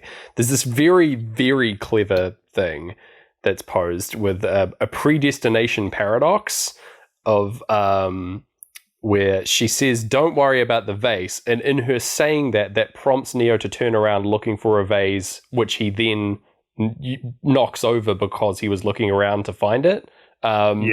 Which is brilliant. Like, that's awesome. Just she says that'll really bake your noodle later, and it's like, it is, it will, it's very good. And they do a slightly smarter, maybe not, they do they do a very Matrix sequel version of that in the part of Revolutions I've rewatched, where like Smith breaks something and then goes, "You knew that was going to happen, but you set it there in order to let it happen." So, like, it bakes your noodle more is the fact that she was sacrificing a vase in order to bake Neo's noodle. Yeah. Ugh. Anyway. I don't think, for me, it's like she didn't even put it there. That's just, like, something that was going to happen. I don't know. It's tricky to think about a predestination paradox, right? Like... Yeah, bro, because, like, she had no choice but to put it there because it was going to happen. Yeah. Yeah, man. She's just following a script. Do you bake noodles? Not commonly, unless you're doing like a pasta bake, right? Like, I don't know. Oh yeah, true. It's really going to cook your pasta bake. Yeah, delicious. Oh man, I would love a pasta bake right now. Oh no. Yeah. So this episode brought to you by Pasta Bake. Oh, delicious. So she delivers a couple of like maxims and stuff. She says like, "Know thyself" is the sign that's above her door. And she says that being the one is like being in love. So it's, you just know that you are. Yeah. And she's like, "Well, I'll come over and look at you." She gives him a look over, and then she's like, "Well, but you know what I'm going to say, don't you?" And then Neo's like, "I'm not the one." And she's like, "Yeah, that's right. You're waiting for something." Which is weird. I don't know what that means, but she says, "In your next life, maybe, who knows?" Which is this, it's like for a machine to like believe in reincarnation. It's like, what does that mean? But anyway, she says, from this, she says, "Poor Morpheus, because he believes so strongly that Neo is the one that he's going to sacrifice himself to save Neo's life. And Neo's going to have to choose between his own life and Morpheus's life." And this is, again, a mirror from the choice earlier, right? Like the choice between the red and blue pill, the choices that his boss was talking about, the choices that that Smith was talking about. Between Neo's multiple lives, right? Like, it's all choices that he's being set up for. It's pretty fucked up as a prophecy goes. Like, either you die or, like, the person who believes in you most dies. Like, it fucking sucks. Anyway. Gosh, none of our generation would do very well. We'll be like, "Oh, I'm too chill, you decide." Yeah, I don't know, man. Am I right? Yeah. I didn't know. I wouldn't be able to do it. Nah. So, yeah, we go into Any Color You Like, and the crew head back. They're going, like, the visit to the Oracle's over. I forgot to mention this when we arrived, but Cypher, like, dropped a cell phone into a trash can to, like, trace their location to this building as part of the setup here. Neo has a deja vu, which is... when I don't think I need to explain what deja vu is, but all our machine listeners are so confused. Yeah, it's a glitch in the Matrix, which is, I don't know, it's used just for this, but yeah, it's funny. It never comes back, which is interesting. I think it's clever, right? It's something that they would have come up with when making the script, being like, "Oh, what's a weird thing that's not explained?" In your, like, the psychology thing, like something that happens in life that can't be explained, like something dreamlike. And yeah, deja vu is like a prime example of that. That's probably the second big legacy of this film, other than the problematic one. Yeah, right. The phrase "glitch in the Matrix" is like, anyone will say that. Yeah, to explain anything. Yeah, that's definitely a lasting one. I hadn't thought about that, actually. Yeah. And very relatable as well that Neo would stop what he's doing to look at a cat. Like, that's a man after our hearts. Fair enough. I too. I too would do this. He's not so different, this hacker man. So they've changed something in the Matrix, and it's because they've been trapped in there. They're sealed inside by like bricks, which is really funny. And they've also cut the power to the building, so they can't get out. Like, the way that they escape is through the phone lines, so they can't use that, obviously. They have to have a landline, which is really interesting. Like, in that cell phones exist in this world, but in order to like go in and out of the Matrix, I guess you need a landline for some reason. It's not explained how this works, but I guess it's like analog technology. I don't know. It's weird, but it's a cool visual thing that happens in the movie, that they have to like run to these locations where they know there's a like rotary phone. It's good. It's very, I guess, the 90s that you wouldn't trust a cell phone to actually do the call. Yeah, right. Mouse gets attacked. He goes down like Scarface, basically, with like 2 machine guns in his hands, like an absolute badass. We're going to brain damage, and the crew are trying to escape by like climbing down the inside of a wall. And in a like legitimate thing, I don't think this is part of the plan, but some dust falls on Cypher's head, and he sneezes and gives away their location. I'm pretty sure that this isn't part of like Cypher's master evil plan or whatever. I think he's not like planning that out weeks in advance, like, and then I'll sneeze. It's based on sneezing. I don't think so. Because it like directly endangers him. So sure. But anyway, they get discovered, and a policeman starts shooting into the wall, and like Morpheus like throws himself through the wall to fight the agents off, to protect Neo and save him, because he's the most important thing. This is the him sacrificing himself moment, right? And he does battle against an agent here, as the other crew. The other part of the crew like slide down the inside of this wall very quickly. He's fighting him over Eclipse, and Morpheus loses the fight, obviously, and gets taken away by the agents and the police. And you're like, oh no. And over the heartbeats between the albums, Cypher manages to get out earlier than the rest of the crew, because he's like, the agents have staged like a freak accident, basically, that's distracting the police officers. So he gets to get out using a payphone earlier than everyone else. And the rest of the crew get to the location, another location to get out. But Cypher, in the real world, fries Tank and Dozer with like a Tesla gun. It's like the only way I could describe it, basically. It's a gun that shoots lightning and has the funniest sound attached to it. Every time this thing fires, it goes like,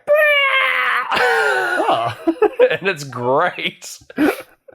Man, I obviously missed that with the Pink Floyd, but missed that in both senses, and that I'm sad that I missed. Oh no. Like an old friend, I miss it. Yeah, look out for that. It sounds like a firework going off, basically, every time. It's wonderful.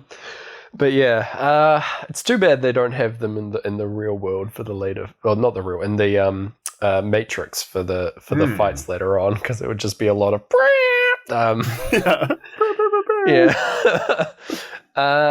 so he's in the real world. He betrays the crew before they can get out, and we go into the third playthrough. Is that right? God. Yeah, that's playthrough 3. Yeah. With Cypher like speaking to Trinity through the phone, and taunting the crew as he like kills them off one by one by unplugging them as if they were USB sticks unsafely from your PC. That's perfect. That's such a good way to put it. Just wiping them. And yeah, they go down. Before this, we had Apoc's one line, which was, "I hope the Oracle gave you some good news." And that was it. He just dies saying nothing here. Yeah. Yeah. Switch gets to say, not like this, which was another thing my brother and I used to say to each other a lot. Yes, not like this. The way she delivers it is great. Yeah. Very pained. But yeah, she also goes down. This is all like revenge, basically, for Morpheus robbing him of his old life. For this, we're getting Breathe playing over it, which is a really bad match. We get another great delivery here from from Trinity saying, "God damn you, Cypher," which is something that I hear a lot. Like, that's another thing that's lasted from this movie. People saying, "God damn you, Cypher." Well, of course, when you're watching Fast 8, you say it all the time. It works. It still works. Even though she looks more like Switch in that movie. She looks more like the twins, really. Yeah, very true. He's also, I've just kind of clicked this, for the film that unfortunately created Red Pill, like, Cypher is being a Red Pill. He's, like, upset that this... he couldn't just get this girl. He feels like he's being done wrong because he had feelings for Trinity. So he's like acting violently and acting out. So like it's in the text of this film that to do this makes you a bad person. Yeah. But they still took it. It's like it's wild, yeah. Also, like, he kind of represents the like blue pill ideal in the movie, right? Which is like the opposite of what red pills act like in real life. Yeah, it's really weird. Yeah. Should you and I go undercover at one of the conventions and just like quote The Matrix to them? And it'll turn out none of them have seen it or something? Yeah, that's the real truth, is that none of them actually understand it. Yeah. They're just more about like the ideals of what that means. It's too depressing for me to think about, I'm going to be honest. All right. I'll tell Jimmy Kimmel we're not going to do that bit with him then. Okay, good. All right. Sorry, Jimmy. You get at me on Twitter and we'll have a fight about it. Yeah, I'll fight Jimmy Kimmel on Twitter, absolutely. Yeah, I don't want to talk about the men's rights, but I will have a fight on Twitter. I don't know what that says about me. But yeah, there's Cypher goes to pull Neo's plug, and he's like waxing lyrical about it. It's like if this guy's the one, there's gonna have to be some kind of a miracle that's gonna stop me. Yeah, I love this. It's very good. And then there literally is. Tank gets up, he's not quite dead, and he fries Cypher with the Tesla gun thing. Destroys him. Yeah. And yeah, it's great. It's a literal miracle that saves Neo. So there you go. And then Neo and Trinity get out safely, the only ones to do so. And yeah, we cut to Smith interrogating Morpheus from the top of the tower, like torturing him. The agents are up there like injecting this stuff into his neck. It's like, ugh. Yeah. And like torturing and hacking his brain, essentially. Kinda, yeah. Trying to get those codes, those mainframe codes. Every movie turns out to be about mainframe codes, doesn't it? It sure does. That's all anyone wants. Yeah, everyone's after the bloody codes. Yeah. Yeah. On the hierarchy of needs, codes are, right there at the bottom. It's what every person needs before they can worry about shelter. Food and shelter, sustenance, codes. Yeah. Yeah. Yeah, so he talks a little bit more world building, talks about like a previous version of the Matrix, which was a simulation of human heaven. But human minds didn't accept it and they like rejected it and died. So he sums up very well, and then weirdly the architect in the sequel sums it up in a way that made my brain hurt and give me a bad dream. Yeah, there you go. Yeah. But yeah, it's because he just uses words where he shouldn't. That guy. But yeah, we get the on the run crash here over this speech as well. And the crew, the remaining crew, Neo, Trinity, and Tank, debate pulling Morpheus's plug out so that they can save the lives of everyone in Zion. And meanwhile, the agents figure out what happened with Cypher and that he failed. They can sense that the other guys managed to get out, and they're like, it doesn't change our plans. We still have to try and break Morpheus. They're probably going to kill him, but we still got to try. And Neo's like, no, he's going to stop it from happening. He says that the Oracle told him that he had to make a choice, and he's going to make that choice. And so it's rescue mission time, baby. Yeah, he's going to go back in. And he also says that he isn't the one. And Trinity's like, but you have to be the one. And he's like, why? And she's like, no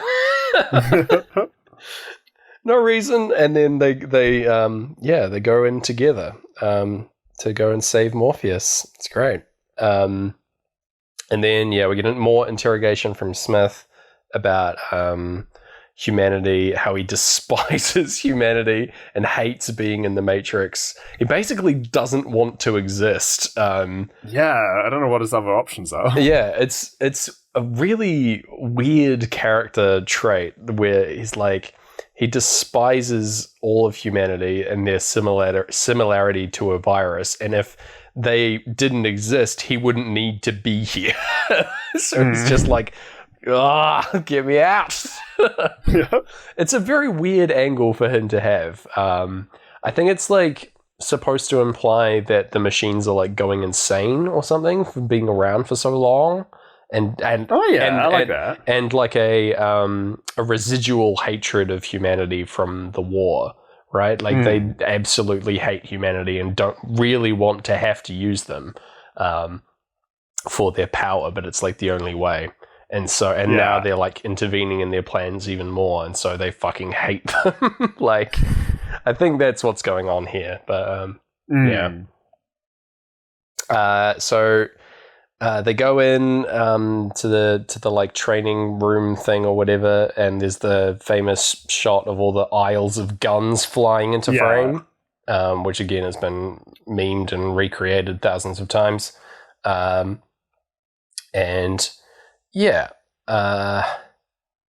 So we go from here into the lobby gunfight, which is very cool.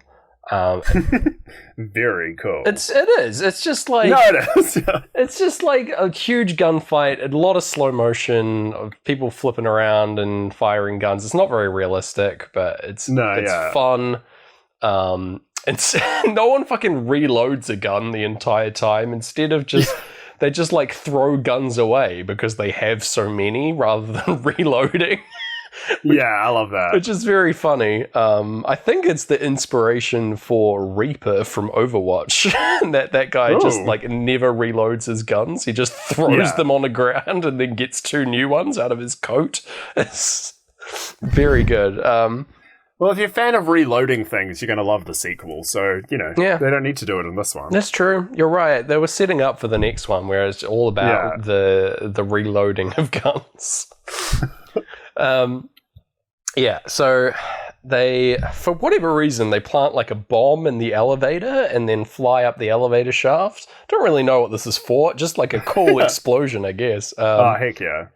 And then there's fighting on the rooftop with a helicopter pilot turning into an agent. And he does this, he kind of opens his mouth as it's happening, and it does look like he's singing along to Money by Pink Floyd. Yeah, a little bit. Yeah. I like it. That's how they captured that vocal take in the booth, is David Gilmour morphed into a different man. Yeah, he did. Thankfully, he turned back. Oh my god.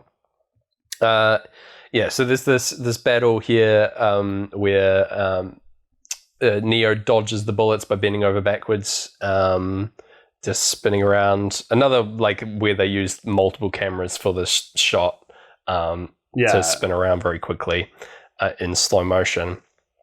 And Trinity comes up and shoots the agent in the head very close range. It's like that shot in particular of her shooting the agent is like straight out of a 90s music video. Yeah. It's great stuff. Yeah. It's all like, these are the scenes that are the Matrix. Yeah.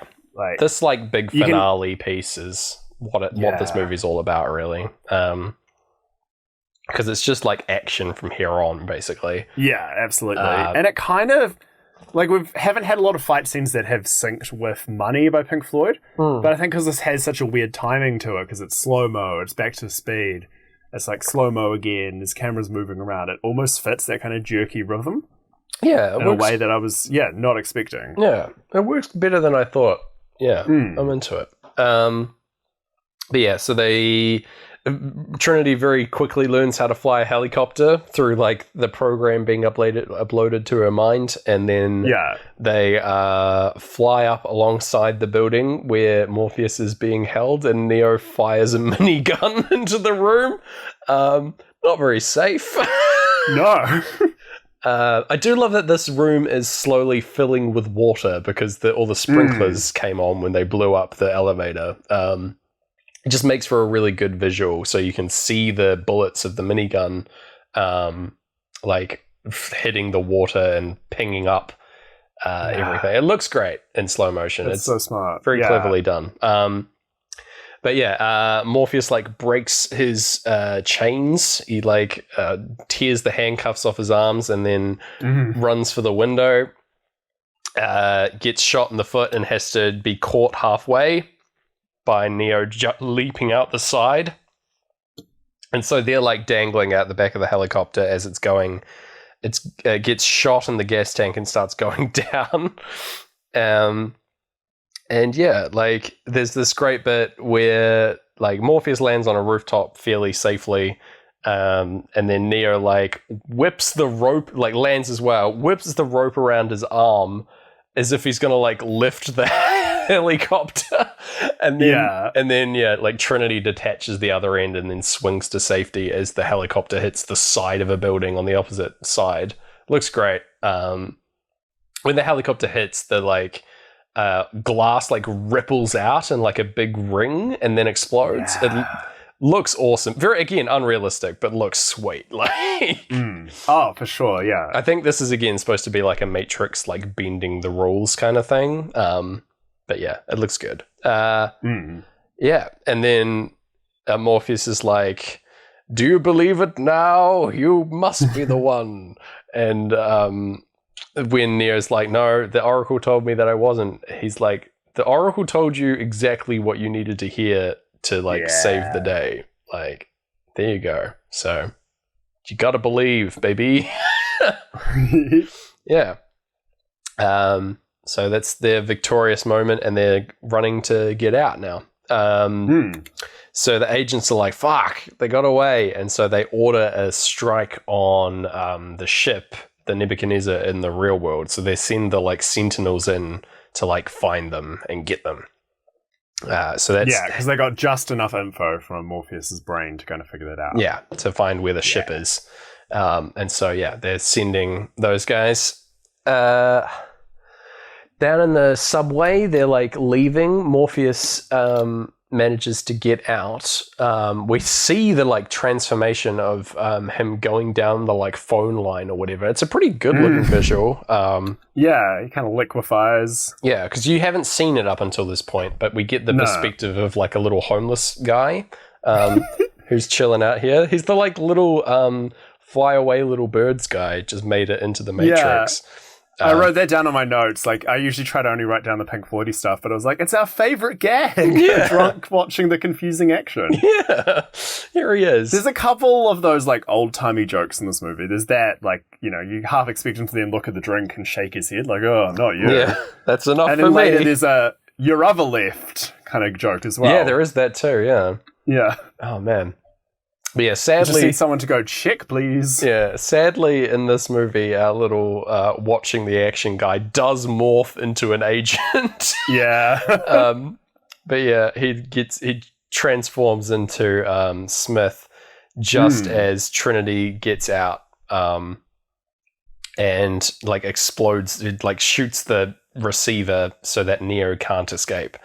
Yeah. So this homeless guy would then be our main Smith, right? He doesn't like I think so. possess anyone else. It's not clear, right? No, yeah. I don't really know the logic of how the Smiths work, especially in the later movies. Like it gets very weird, but anyway, because he does explode at the end of this movie, but yeah, true. Yeah, so they have their big kung fu fight standoff thing. They fly through the air and shoot their guns at each other first. Very cool. Yeah, and then they have a fist fight, fisticuffs. And yeah, Neo is getting absolutely destroyed by Smith. Gets dragged onto the train tracks to be crushed by a train. And like holds him there and like taunts him, saying that this is how Mr. Anderson will die. And then Neo's like, my name is Neo, and then slams him up into the roof, like leaps up into the air, slamming him into the roof, and then jumps, does like a backflip to safety as Smith gets hit by the train and killed. I really love that this is immediately undercut by him walking off the train as someone else. Like, that's awesome. Yeah. Like, just such a good gag of being killed by a train and then walking off it. I love it. Yeah, it's almost Looney Tunes. Yeah, right. If it was like Sylvester doing this, he'd like have birds spinning around his head or something. Yeah. But yeah. Hey, but fly away, little birds. Hey. So the homeless guy got what he needed. There we go. Good enough for what me. A dense Pink Floyd joke. Yeah. A classic for the ages. Yeah. Yeah. So now that he's defeated that one Smith, he's proved his point, and it's time to run. Yeah. Meanwhile, on the Nebuchadnezzar, the Sentinels are closing in. They're like swooping in on the ship, and so it's like a matter of time in two ways now, where the ship's being cut into by these robots, and also Neo has to get out before that happens. Because if they kill them, if they charge the EMP, then Neo's still in the Matrix, then he'll die. Because all the electronics will be fried. It'll be as if Cypher pulled his plug, basically.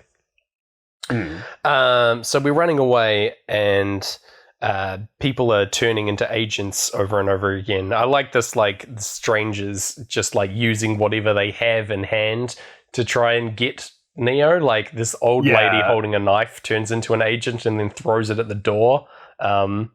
Looks great.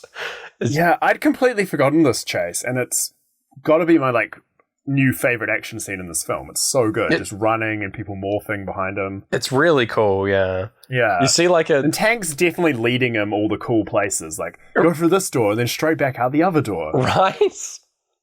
Oh, just sending him on a crazy maze to this place. Yeah. He's also being sent back to the hotel from the start of the movie, the exact hotel room that Trinity was in, which is a nice touch. Yeah, that's filmmaking, baby. Yeah, and then it's very funny seeing, like, there's this one shot of like a little kid holding the hand of someone that used to be their, like, parent, who's holding like two like huge bags full of shopping that they just drop because they're now Agent Smith.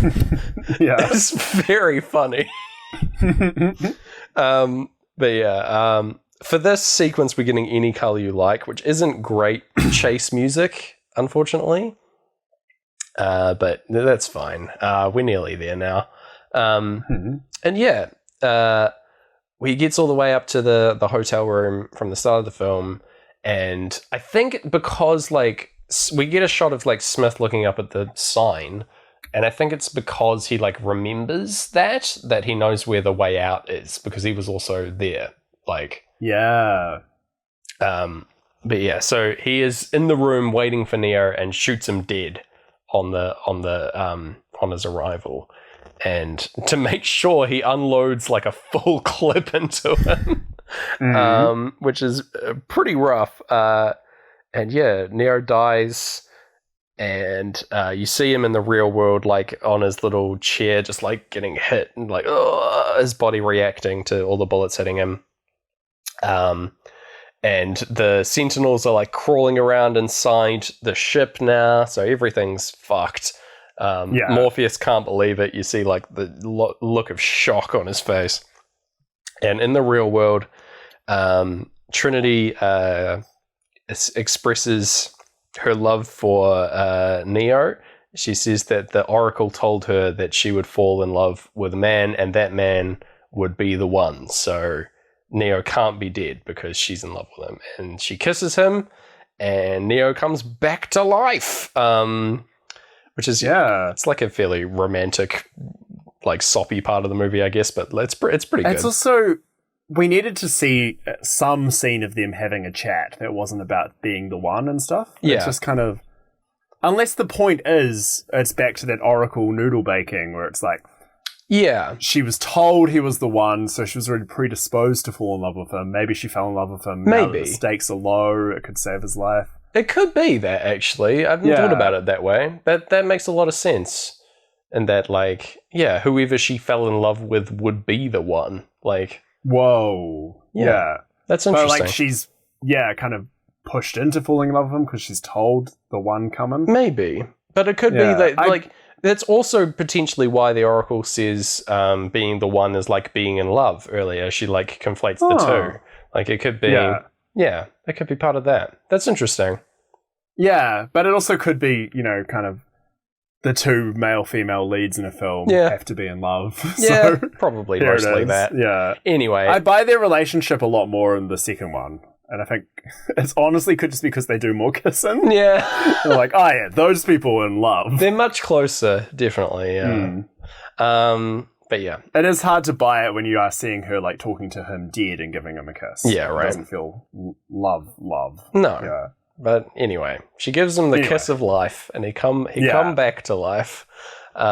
He just like stands up in the Matrix world and the agents are like, what the fuck? And then shoot. They unload their clips at him and Neo just turns and says no, and the bullets slow in bullet time in midair, and then it's great. The visual of him like plucking a bullet out of the air is just so good. Like, awesome. And then Smith runs over to fight him, and Neo's just like deflecting every movement of his like easily. He uses like one arm to deflect him.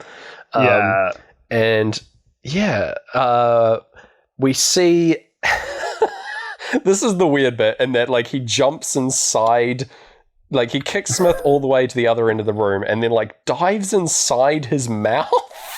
And then like more mouth stuff. Yeah, right. And then like you see his brain like expanding, or like his head like growing in size. Yeah. It's not good CGI. It's very weird. And then he like bursts from within and Neo's like it explodes him from the inside out, like Ant-Man and Thanos. Like, it's very weird.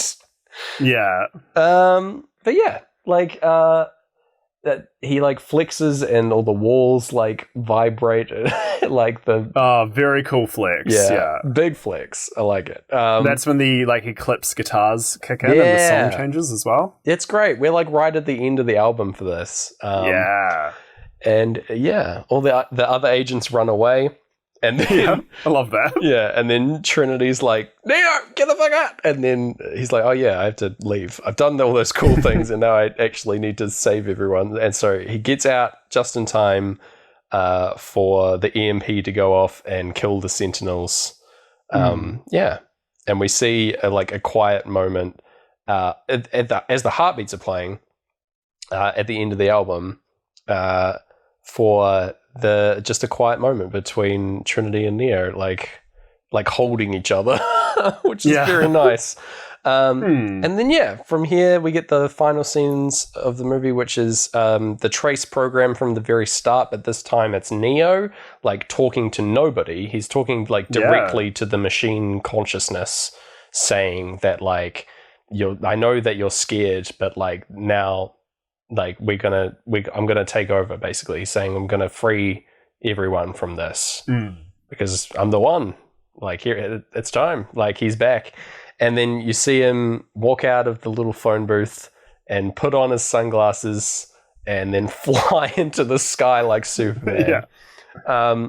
Very divisive, apparently, in the cinema when people saw him fly away. Oh, no way. Just on the first one, even though like Matrix Reloaded and Revolutions, he's flying around like fucking constantly, and you just can't imagine it without that. But it was apparently people like hated that he flew at the end of this movie. No way. Yes, sourpusses. Right. Anyway. Yeah, there you go. So we're still like running into the like fourth play of the movie, basically at the end of this. Yeah, we're still essentially getting silence. We're getting a little bit still of heartbeats. heartbeats, really. I was real nervous that the album was going to kick off again before the movie ended, but it's still we're still silent. Good. You get to at this point you could turn down your Pink Floyd. Well, it'd be easy enough to turn down Pink Floyd and just listen to that Rage Against the Machine that's playing. Yeah, maybe a bit on the nose, but maybe it's literal Rage Against the Machine. All right. Well, now that we've finished Raging Against the Machine, Gareth, what did you think and how did it sink? Oh man, I'm glad we're getting to bring anything new to the Matrix conversation. Like, it's Mad Magazine in the early 2000s did a number on it. But, they didn't ask how did it sync with Pink Floyd, and I'm deep in the code. I can't pull these numbers out into an easy number yet. I'm thinking we're in the 5s, we're in the 6, the 5 region. I'm feeling a clean 5 on it, yeah. That makes sense to me. Yeah. All those numbers, all those zeros and ones, but we only need a 5. Yeah. Yeah, I like it. Sweet. Hey, mate, good tricks. Yes. Excellent. So should have saved that for the end of the episode. That was my best work I've ever done. Oh, well, there you go. Nice. All right, I've got a banger planned for the next episode, Gareth. I hadn't planned it at the start, but it's because my very tired mind couldn't remember that I came up with just a great idea for what we're going to do next. We've covered a lot of different kinds of films, right, on the pod. We've done like we've done some good ideas, some bad ideas. Yeah, we've done 6. I looked this up today actually on Letterboxd. We've done 6 of the films in IMDb's top 250. Yeah. And we've done 7 of the films in Letterboxd's worst films. Excellent. Okay, I'm glad that that's pretty even. That's more than I thought. Yeah. But I'll tell you what kind of film that we haven't done before, Gareth. That I just it came to me in a rush. I was like, oh my gosh, I can't believe we haven't done one of these. We haven't done a documentary yet. We're gonna do March of the Penguins next week. Right? Okay. A chaotic choice. Goodness. From me. But get hype for penguin action. Oh, how can you not be? Okay. Everyone's wrapped in black in that movie too. Yeah. Oh. All right. There you go. All right. Oh my goodness. Okay, well, woof. Yeah. Until then, this has been Pink Floyd. Yep. Rate and review us 5 stars. Please. Why not? And you can find us Pink Floyd Pod on a bunch of social media, Twitter, Facebook, YouTube. All the places. I've been Gareth Blackler. You can find me at the library on PowerPoint. Yep. I've been James Barron. You can find me anywhere wearing very small sunglasses. Oh. And yeah, this has been Pink Floyd, and until next time, we'll see you on the dark side of the moon. On the dark side of the moon. Ooh, natural singing voice. Yeah, I don't know who that was.